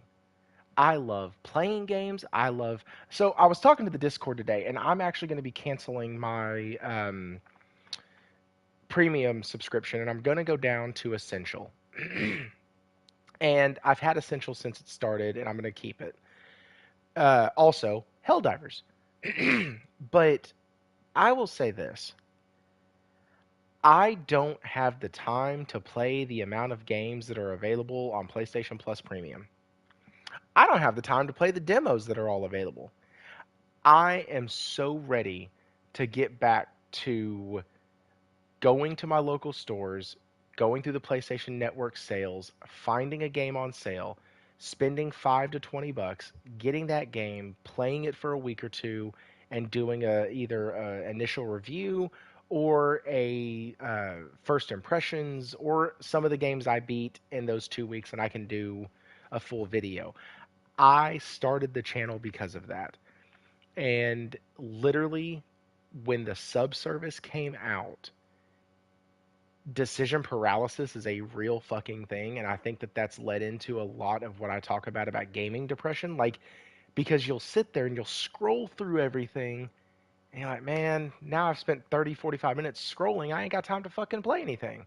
Okay, well, this sucks. And so I've actually noticed my gaming time going down. And I don't like that. I love gaming, and gaming should be easy. And having access to that much stuff does not work for my brain. It just doesn't. I have never been the kid that has had the biggest collection or the most games in a shelf or on the shelf. I've never been that guy, which much to my like sadness now because I don't have a lot of those old games that I traded back in. You know, Josh and I were talking about this in chat in Discord, and he was like, "Man," I was like, "Dude, I was the kid that played a game, beat a game, traded a game, or played a game, hated a game, traded a game. Like that's just what I did." And he was like, "Man, me too." And it's what we did. We were stupid kids. And but now I look at people who have these large collections, like Will. You have a massive collection, and I'm like, dude, every night that I went to play the PlayStation, I would stand in front of that fucking collection and go, I don't know what I want to play. I have so many good options, and I can't just pick one. And so, Well, you have to think too for like for me, for example, my collection, I never had this collection. I only got this collection now because the last 10 years I started making serious money, right? And secondly, I missed out on all those games that I didn't purchase from my Super Nintendo, my first console, all the way to now. I was always in a position where I played a game, I sold it to buy the next game, and if I couldn't afford it, I still sold it and held on to the money till I can afford to buy the next game. And now thank God I'm in a position where I can, and I feel like I am doing a little bit of catch up. But like I say, when it comes with physical games, you would look at my collection and be like, oh, you spend all this money. Yes, but for example, I got Bloodborne brand new for $7, yeah, and right?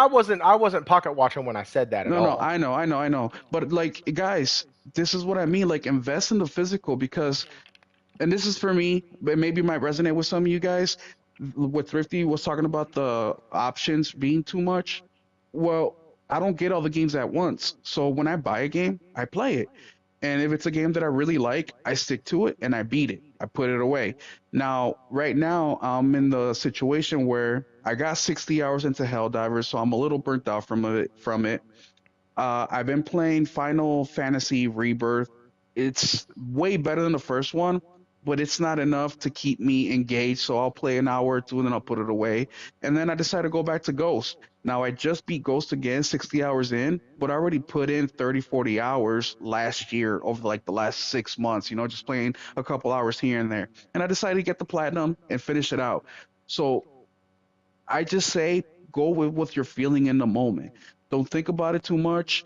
And if you are thinking about it too much, give yourself 5 minutes. And after 5 minutes, you can't figure it out, grab whatever game you can get the fastest, or go to your digital library, click on whatever games pops up first. Because if you bought it, odds are that you're at least somewhat interested in it. And then once you play that game, the reason I'm playing Ghost is because on Rebirth, the open world section, and it looked gorgeous, and I'm like, man, I really miss Ghost of Tsushima. And I went back to it. And that's what I mean is pop in a game because once you start playing that game, it'll remind you of something that you own that you want to play or something that you do want to play or maybe a feeling.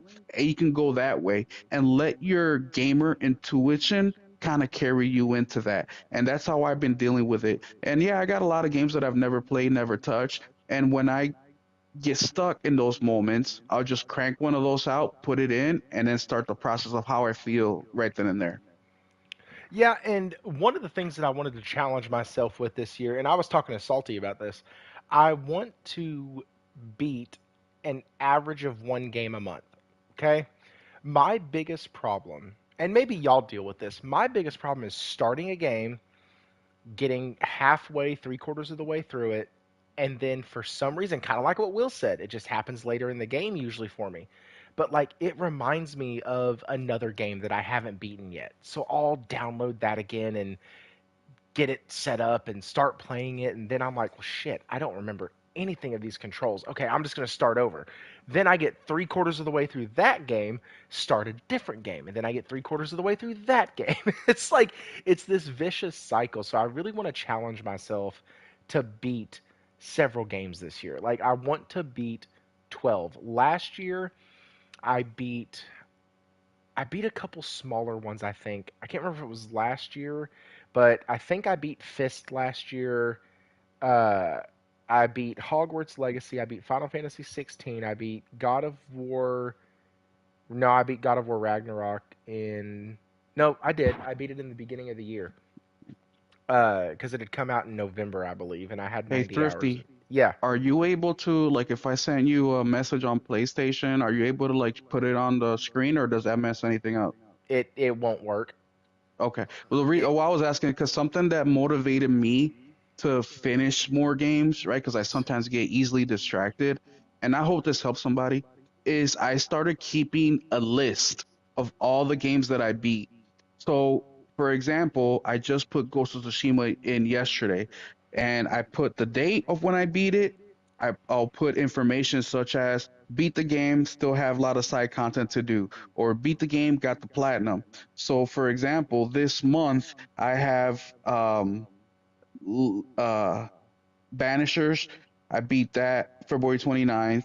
Final Fantasy VII Remake, March 4th, 30 hours. Ghost of Tsushima, March 12th, 60 hours. And then when I look at this list, so far this year, I have 1, 2, 3, 4, 5, 6, 7, 8, 9, 10, 11, 12, 13, 14 games that I beat already. And that kind of starts to motivate me. And like Ghost of Tsushima, it's a very long game. So then I'll look for maybe a short game or an indie game that's gonna take me 5, 6, 10 hours to beat. And that kind of keeps my motivation going and something to look forward to. But the trick is if you get the feeling of I want to play something, fucking play it. Who cares if you beat it or not? Don't be saying, "Oh, well, another game comes out in next week, so I got to get it." No, fuck that. If you're feeling it, do it because that's when gaming can become monotonous or not monotonous, but like you start to be saying shit like, "Oh, gaming's not fun anymore," or like I just don't feel like gaming. or I need a Take a break. break. Yeah, I need a break. Take a break. Take a day or two off. Like I just watched last week Sunday. I was really fighting myself the whole time. Like I don't want to go. I don't want to go. I want a game. I want a game.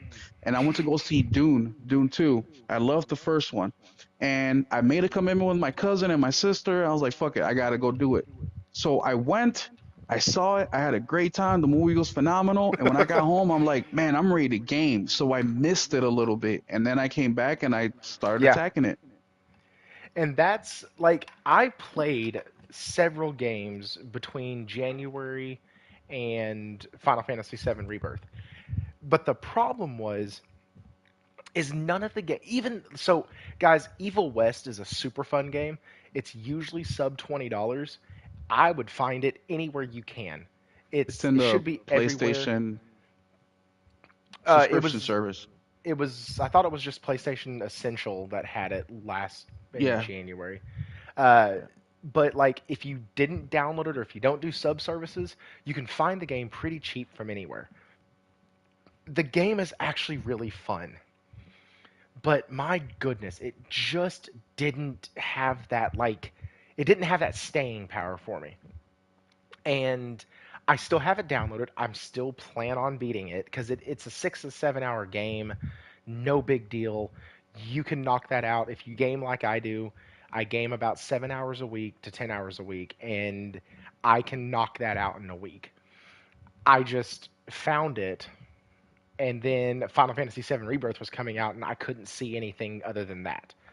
Like it literally consumed me the whole week before it released, and so like I have games that I've played that I'm like, dude, that game is awesome. I think I would love that, and I did. And like, if I go through my list, I have BioShock that my community says I have to play, so it's still on here. I have Remnant 2 that I'm no, I'm about a third of the way through. I have Star Ocean First Departure R that I'm about half of the way through. Like, and I know y'all can't hear very well right now, so let me fix that again. Sorry. Like, it's I have so many games that I have started and that I actually thoroughly enjoy. And I have not beaten them yet because I can't focus long enough. So I think I'm going to try what Will said. Like, who cares? If you want to play this certain game, then do it. And that's one of the things that I've always tried to talk about on my channel. I don't play the latest and greatest games that are out. I don't get every game that comes out. I have a limit. I do that for my own personal sanity. because if not, I would overspend on video games. And also, let's talk about that shit real quick. People are online asking folks to gift them Helldivers 2. Warawana pointed this out in chat in the Discord earlier. And I'm telling you, when I saw that, oh my lord. And once again, it was a PC guy. Like, why? Why? Let me tell And you they a get better story. deals than we do. They do. They actually got $5 off of Helldivers when we didn't, little shits.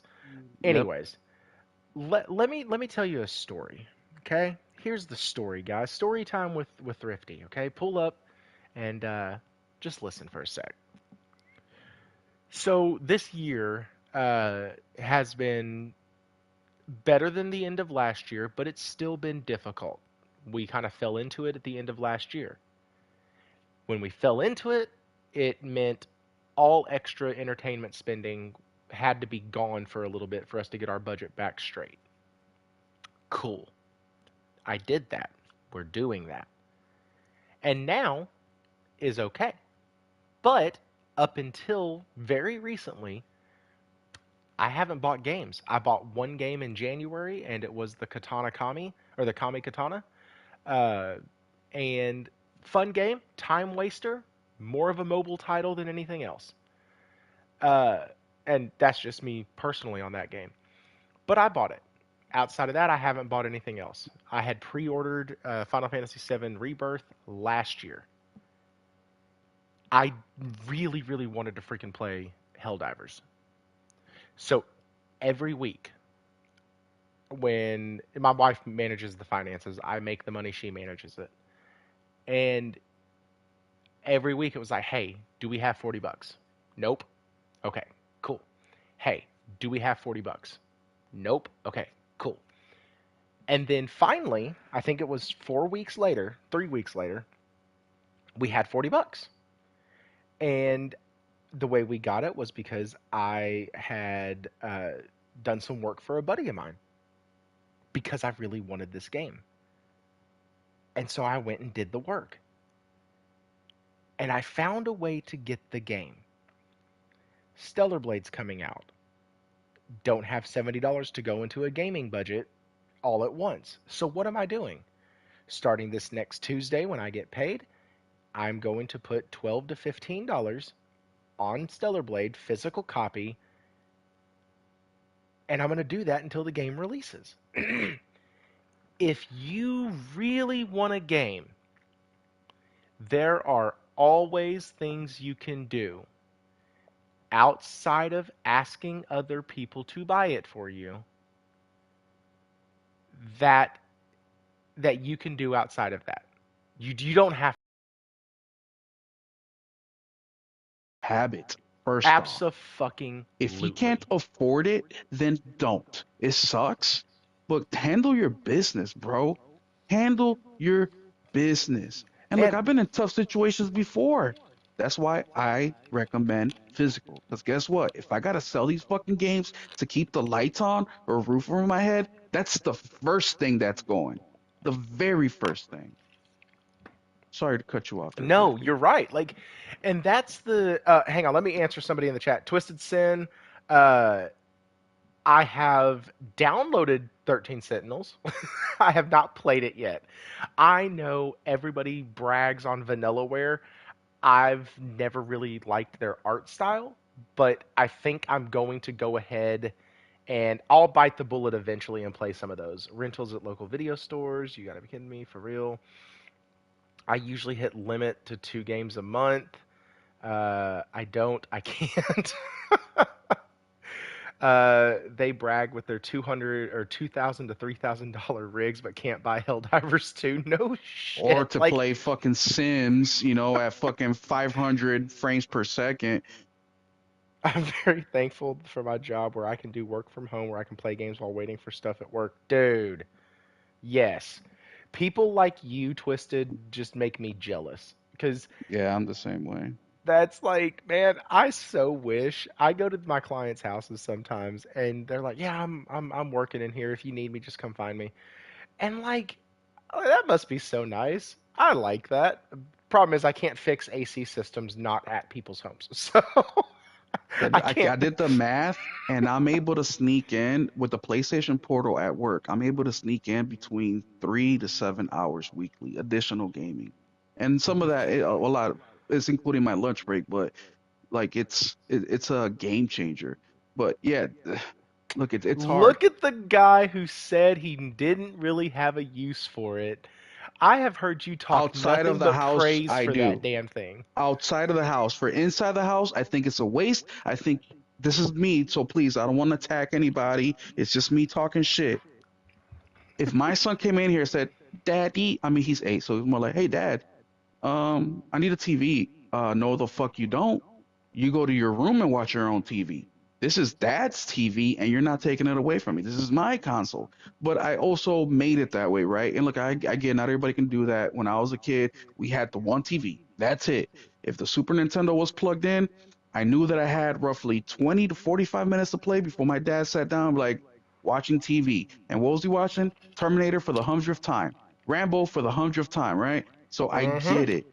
But if you're like me who just bought um the collector's edition for, geez, don't attack me, guys, please. I'm just, I played this game on PC when I was a kid at my buddy's stepdad's house. I never beat it, so it's like a nostalgia thing. But I just got the collector's edition for Outcast, which comes out on Friday. You know, I got my pre-order for Dragon's Dogma. I just bought Rebirth Deluxe Edition, or my sister did. So there's a lot of games, but the Portal has innate, and I tested it out with I think it was Josh, who was telling me that maybe he wasn't getting the best reception outside the home. And I said, well, that's the only way I'm going to use it, because there's no way I'm going to use it at home. I'm going to game up to the minute that I have to go to bed, and when I go to bed, that's it. I'm going to bed. I'm not going to sit there and unwind. I'm very easy to fall asleep.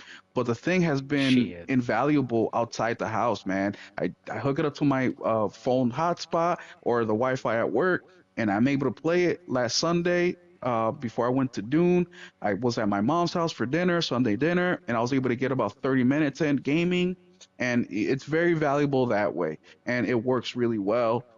So I recommend it if you use it for those purposes. But yeah, I'm sorry to cut you off again, Thrifty. No, you're fine. It's. I was just picking on you for that, by the way. Like, it was just because, like, I am so overjoyed that my birthday is May 20th. I'm so excited. I can't wait because that is what I'm getting. It's one of those things I already know, and the waiting is literally killing me. But It's getting more readily available. Like, it's been I posted know. numerous times What's consistently. up, Jez? Welcome. Oh, Nelson's back. Sweet. He came back in just to say that you really do piss money away. Mhm. Well, it ain't wasteful to me because I'm actually looking forward to it, but Jez, most people I wouldn't do that. I have only played 2.5 hours of Helldivers 2 because you missed it, but I'm interweaving Helldivers 2 with Final Fantasy, and because I'm in a section right now of Final Fantasy that if I don't take a break every few nights, I'm going to burn myself out. It's going to take about 5 to 6 hours to complete all the world events and get all the character points and get all the character interactions and do all the side quests and gain all the experience points. Like, oh my god, guys, go watch my video after this on does Rebirth, Rebirth fix remakes problems? Because oh my gosh, sneak good peek. video.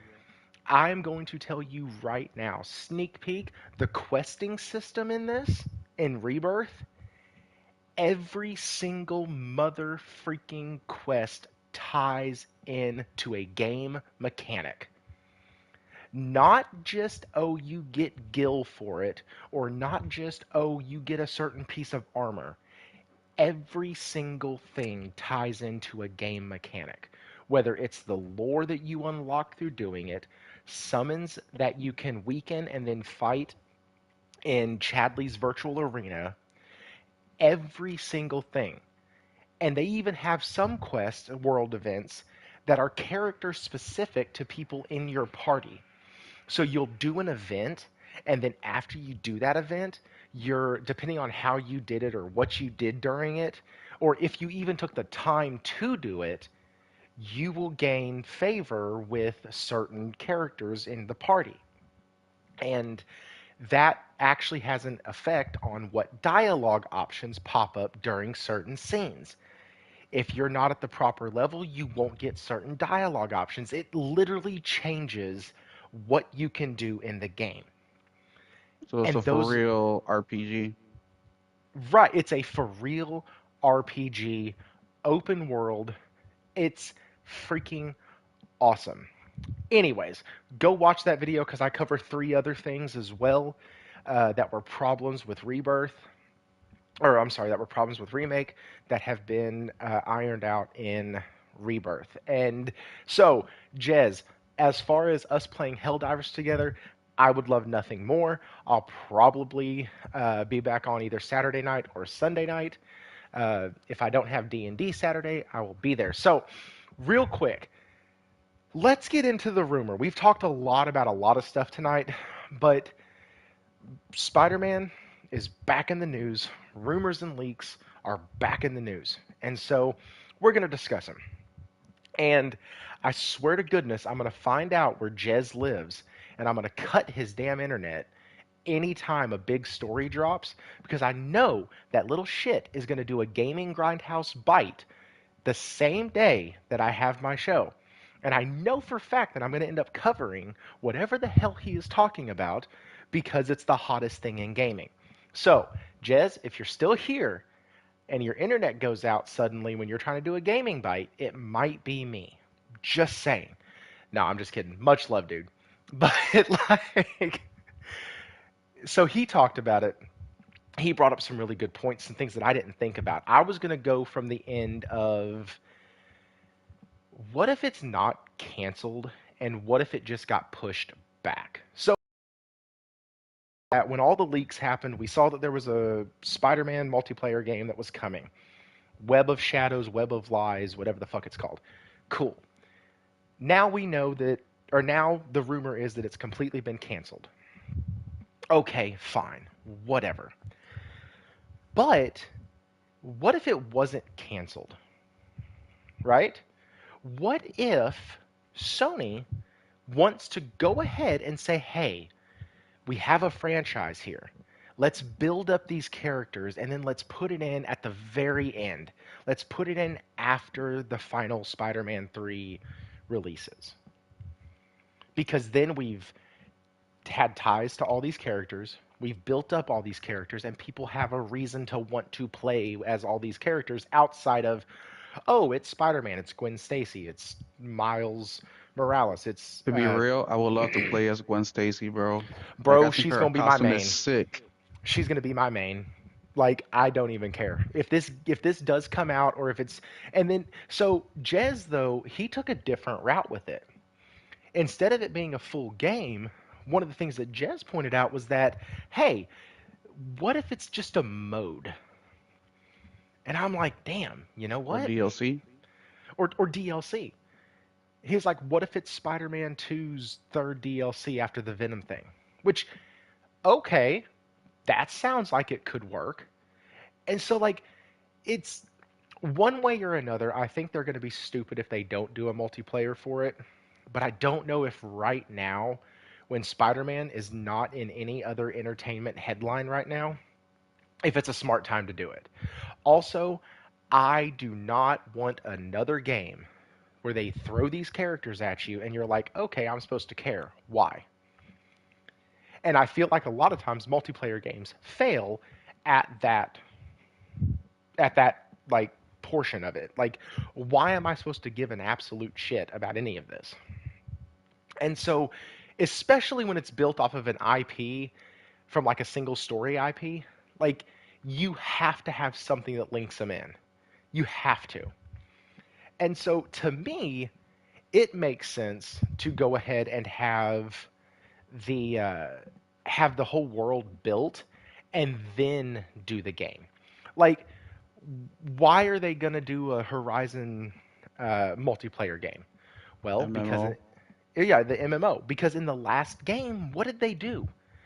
They revealed, and I'm still only halfway through that damn thing, but they revealed so many different factions beyond the light or beyond the dawn or whatever the fuck it's called. When you go into that next section, you find out that there's like four other factions and or three other factions, and you go to the next one and there's like four other factions. And you're like, well, damn, okay, I can definitely see why they're doing this. And then a lot of your quest lines and a lot of your side quests are going to lead you back into those factions. And so, like, it makes sense. It's what they did. And it's the way that they've built that universe. But if you're going to tell me that, oh, you get to play as Gwen Stacy now, well, where the fuck was she in the other games? Why haven't I been able to play as her up until then? Why is it just reserved for this? I don't care about her as much. Now, me as a comic book fan, and me as a huge Spider-Man fan, abso-freaking-lutely I care about being able to play as Gwen Stacy. I think she's one of the best iterations of the Spider-Man that has ever been. I love Gwen Stacy.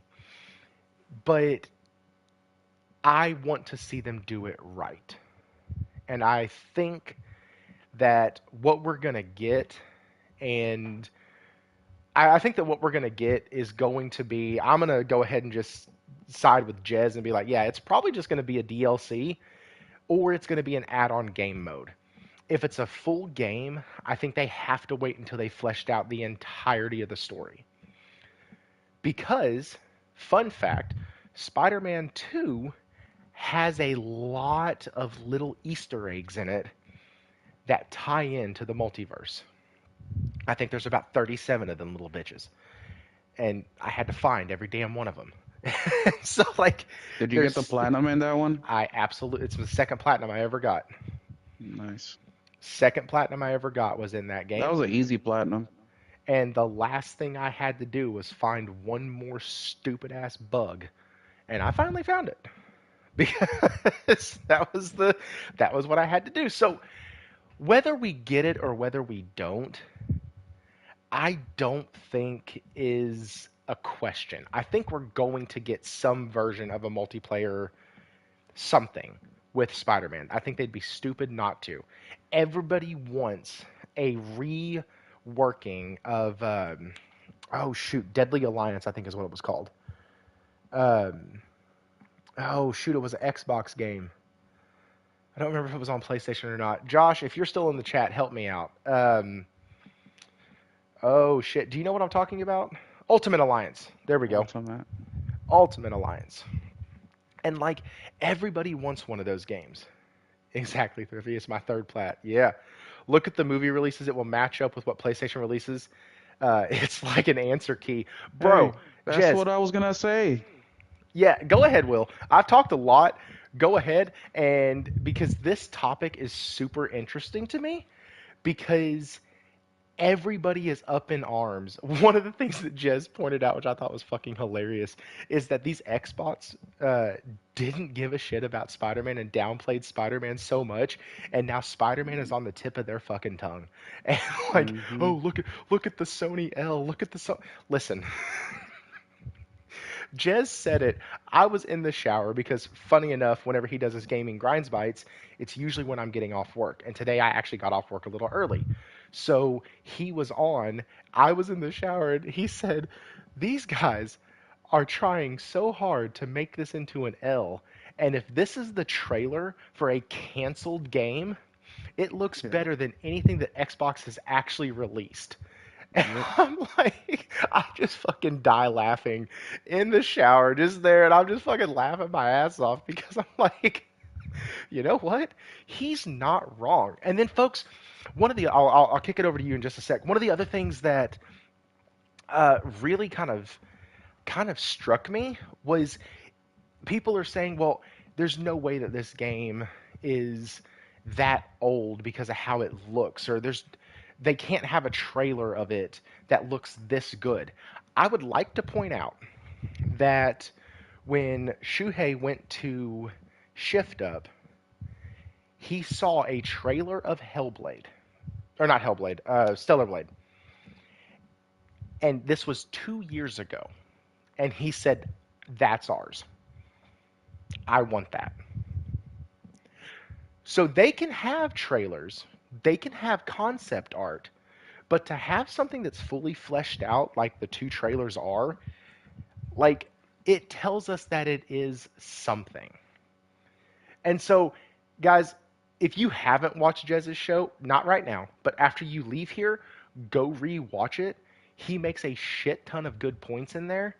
And the thing I will end my little segment with is uh, this looked like a marketing trailer, not a beta or network test. That would come after. Right. He played the alpha. Right. And so that was 2 years ago that dude's playing an alpha. You're telling me that the wizards over at Insomniac don't have this thing already almost ready to go? Like, you would be completely fucking retarded. Stupid. Sorry. I'm going to get canceled for saying the R word. Like, so, funny enough, Will, because of all the Sweet Baby Ink bullshit, and the thing you sent me about them monitoring your video game chats for Yeah, racist stuff and all this other stuff that's not even bad. Like, yeah. hate speech could be, hey guys, I'm going to church on Sunday. That could be considered hate speech because of Hmm. religious preferences of multiple different gamers. Like, I'm not even kidding. I told the chat, I was like, man, I really want to come on there tonight and just say the most outlandish, racist bullshit. Dude, this Just, isn't even bad. This is like YouTube channels go way worse, and this is not even an appetizer, bro. I know. I really want to just, I'm so freaking petty. And I know it doesn't matter. I'm a channel with less than 500 subscribers. I don't matter in the grand scheme of things, but it's just the petty aspect of it. So, anyways, back to Spider Man. Will, I've kind of given my thoughts, kind of gave a recap of what Jez's opinion was on what's going on. He made a lot of good points. And then the last thing that I'll say is this infamous leaker that freaking seems to know everything right now actually posted this, and I took a screenshot of it, which, if I had a better system, I would be able to show it to y'all. But what it says, it's from Silk Knight. It says, I don't usually comment on stolen information, but asserting so decisively that an unannounced game is canceled doesn't seem right to me. Absolutely, developments go through many phases, and over time, they often transform into something different. And then he follows that up with a reply on his own post that says, or become part of something else. And when I took this screenshot, it was 4:21, and that was posted 2 hours before that, so right around 2:30. And so, like, at least 2:30 my time. And so we have this leaker who hasn't been wrong on anything yet, who is saying, hey, this thing probably became part of something different. Hmm. And with that, Will, I'll pass it over to you. What do you think, man? Well, first thing, shout out to Jess. He's the only Yeah. YouTube channel that I'm a member. The only one I'm a member to. And I Dude, didn't he catch his put in show some today. fucking work with that show Oh, he today, always man. does, bro, and he's hilarious. That's what I love about Jess is not only is he knowledgeable, he knows about Xbox because he was an Xbox gamer for many years, but he comes with the facts and he's just hilarious. So I, that's like I said, only member. But I have to catch up with that show because this topic is very interesting to me. And with the Spider-Man thing, so sometimes people because gaming is so like Sony DNA, right? We forget that Sony is an entertainment company. They do movies, music. I mean, they do a lot of things to entertainment. And lately, the push with movies and TV shows, the last a decade or so, has been really really strong with PlayStation. I think it was Twisted that said that the movie schedule. I think he may be right. I don't know if it's gonna be a full blown thing, it's gonna be a DLC or whatever, but I don't think that if we were talking about some unknown IP or new IP or something, I can see them canceling something internally that we've never seen. But with a IP like Spider-Man, to invest the time, money, and effort to making something like that, and especially when you already have, I mean, they already got Spider-Man 2. They have the foundation of that. They just gotta move some things around, Well, add some and don't things. forget they're under sorry, I had to cut you off. They're under contract with Marvel to make X amount of dollars off the Spider-Man IP for them. They Mm-hmm. have to do that. Mm-hmm. Yeah. So Go I ahead. don't think that it's gonna get canceled. Now, the real question is gonna be, is it a DLC? Is it an add-on? What it is? I'm actually hoping that it's kind of like a Ghost of Tsushima Legends Oh, mode. I so think good. that would fit really well with and I don't think I've said this here, but I think that for the live service aspect of Sony's plan, I think that that's what they should focus on a lot more. Is if you're gonna do live service, do like Helldivers, great example, or the thing that will be most natural, right? Like how we all known live service until this last decade or so is you got your campaign and then you got your co-op online mode. It's been like that forever. I don't know why we went away from that. I said a couple weeks ago on how I purchased the $5 super credit pack from Helldivers, not because I needed it, but because I wanted to support the developer. So I was like, I'll spend extra $5. So I spent $45 on the game. So I think they should do that a lot more with their IPs. Ragnarok, or not Ragnarok, but God of War, Ghost of Tsushima, which has already been done, Horizon. The Naughty Dog, Last of Us multiplayer that they canceled. I forget the name of it, but I think those can really, they're the scope is reasonable. They're not super crazy. You don't have to invest so much money into making its own thing. So I think that's a huge possibility with this. Then going back to the movie thing. So last year they came out with Spider-Man Into the Verse Yeah, 2. Now that's fantastic movie. a great movie. That's the only movie I went to the theater last year to go see, and I took my son. But the movie is basically a part one. So part two should be probably coming this year, late this year, early next year. So why not promote it at the same time as this little DLC slash Ghost of Tsushima style live service and add on to Spider-Man 2? Because them spending how much was it, 200 and like 20 or 30 million dollars on Spider-Man 2? Um, remember they got the bones or the skeleton of the game already. What's to them like Ghost of Tsushima, the multiplayer version? They sold that for $20 on the side. So if you didn't want to play Ghost of Tsushima, well, you can do the multiplayer portion for $20. Very cheap, very fun, very addictive. It's not something that you're gonna stick hundreds of hours in, but it's definitely something that for $20, I mean, that's the price of a freaking indie where you can definitely get 10, 20, 30, 50 hours into it, right? So I think that it's a possibility. I think the real question shouldn't be is it canceled or is it ever coming out? I think the question should be when is it going to come out and is it going to be an add-on like Ghost of Tsushima? I keep saying Ghost of Tsushima, but the damn Legends.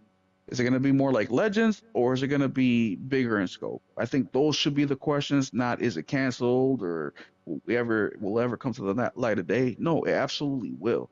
I mean, we seen Insomniac's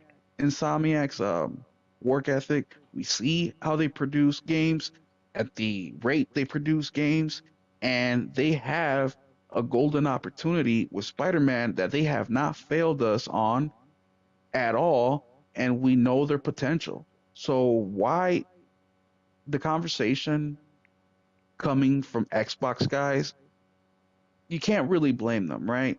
Because they're coming from a space of disappointment. They're coming from a space of overpromise, underdeliver. They're coming from a space where they're hyping up super mid games because that's all they have. So they don't know what it's like to be a gamer like a PlayStation gamer or even a Nintendo gamer, where we have expectations, we have standards. The company that supplies us our favorite console or the console we game on has standards themselves. They want to do the best they can because they don't have daddy, other company to support them. Like I was watching Skillup today at work, and he was talking about how it's a shame that something something Xbox and a $3 billion company. And I'm like, see, that's the mistake that they keep making. Microsoft is a $3 billion company, not Xbox. So for you to say, oh, well, Xbox should do this because Microsoft is a $3 billion company, that is idiotic. You don't go around saying, well, my mother's going to die and she's going to leave me 50 grand. So, Mr. Bank, can you let me borrow 50 grand for this car? No. I'm like, no, dude, you wait till the money's in your hand or do figure something else out. That's not how it works. In any business aspect, you do not count on what the left hand is making to support what the right hand is doing, especially when it's a loser. So they're just negative. And another thing is, why? Who cares? They lost. They're a third party publisher now. Who fucking cares? Hellblade will come to PlayStation. Starfield will come to PlayStation.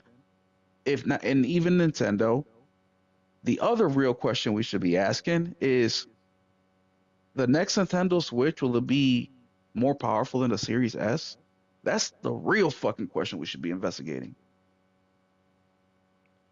See, the other thing, speaking of investigating, I absolutely love the PlayStation, okay?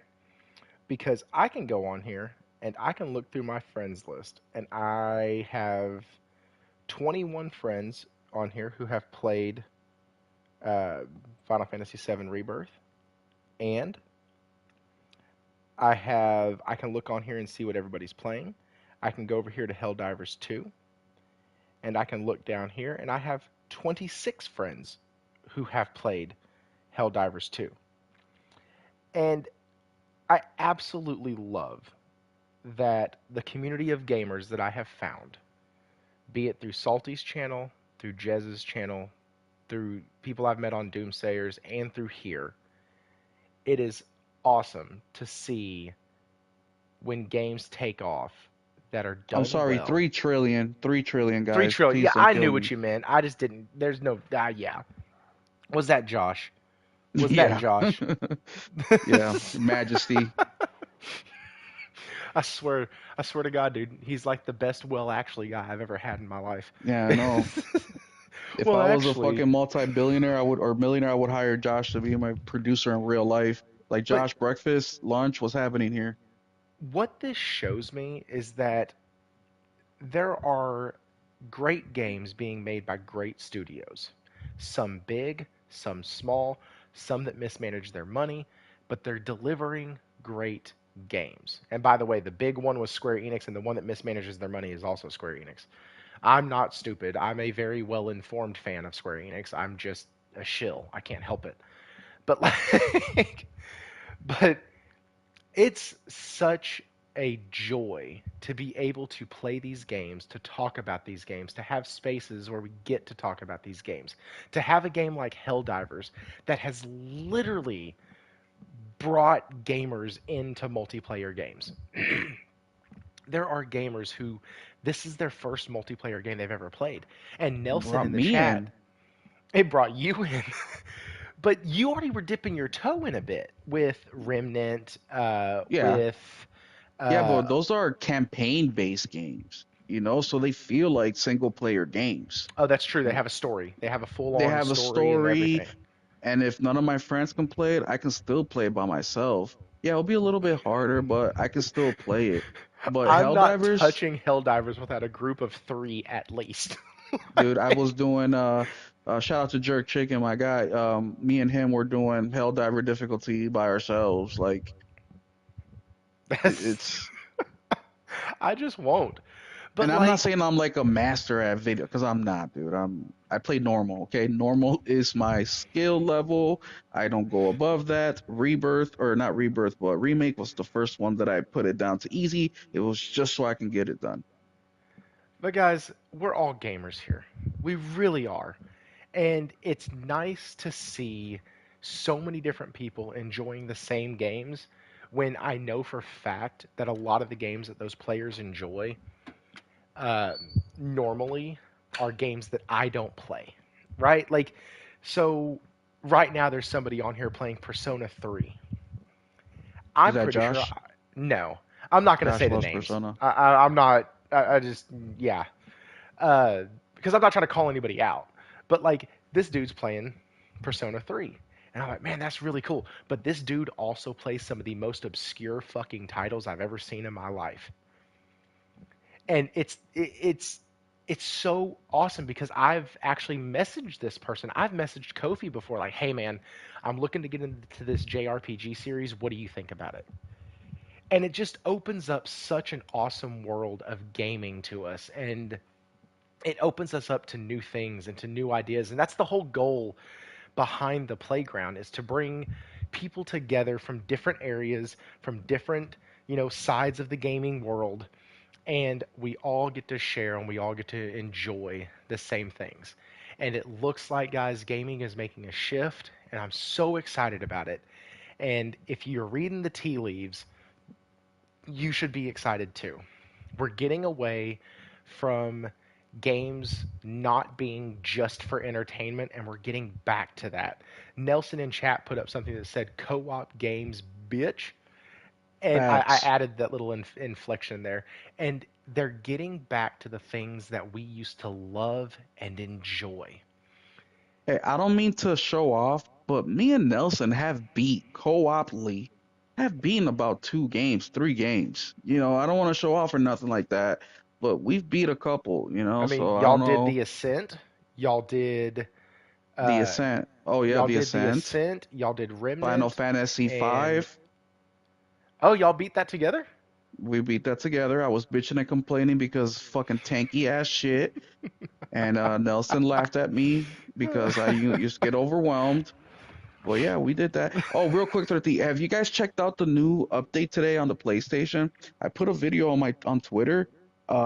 Dude, the audio on the controller is louder now. When you shut it off, you get a new little like goodbye thingy. I really am digging this. There's also more options for audio. I think it was audio focused, but the one on the speaker on the controller, wait, like it blew my mind. I didn't even think they can update something like that, but they did. So it's louder. The mic now is better on the controller. It's phenomenal. This is probably the best controller I ever used in my life. It's just such a great. I was playing the flute in Ghost of Tsushima and the Iki expansion, and you have to do the motion with it, go up and down. Like it's just, man. See, so these are one what makes exclusives awesome, right? Because they push the hardware. They're able to take advantage of the hardware. But two, PlayStation is always, when you get a PS5, it feels different. It feels new. It feels fresh. You don't get that so much from other console makers. Nintendo, they switch their shit up every year, except for this one. But man, it's such a joy, such a good time to be a gamer right now. The options are literally endless. There's so much coming out, especially this first 4 months of the year. Man, it's insane. Bro, I'm excited about this year. I'm excited about where gaming's going. I hope y'all are too. I really do, guys. We talk about a lot of doom and gloom because, I feel like the 6 o'clock news sometimes, where it's always just bad story after bad story and they have one little fluff piece in there.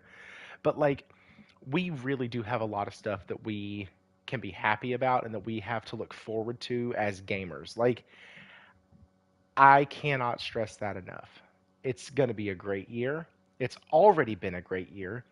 I think that some of the restructuring that's taking place is sadly very needed for these companies.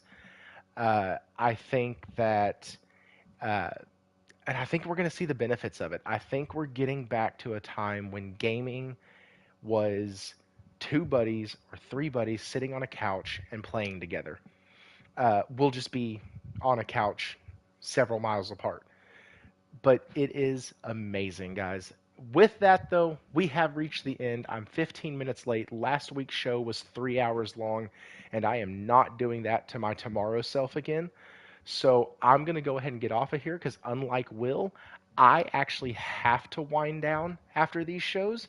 I don't just get to fall asleep real fast because my brain is going 90 miles an hour, wondering what I talked about. Did I talk about enough? Did I miss this topic? Did I say what I meant to here?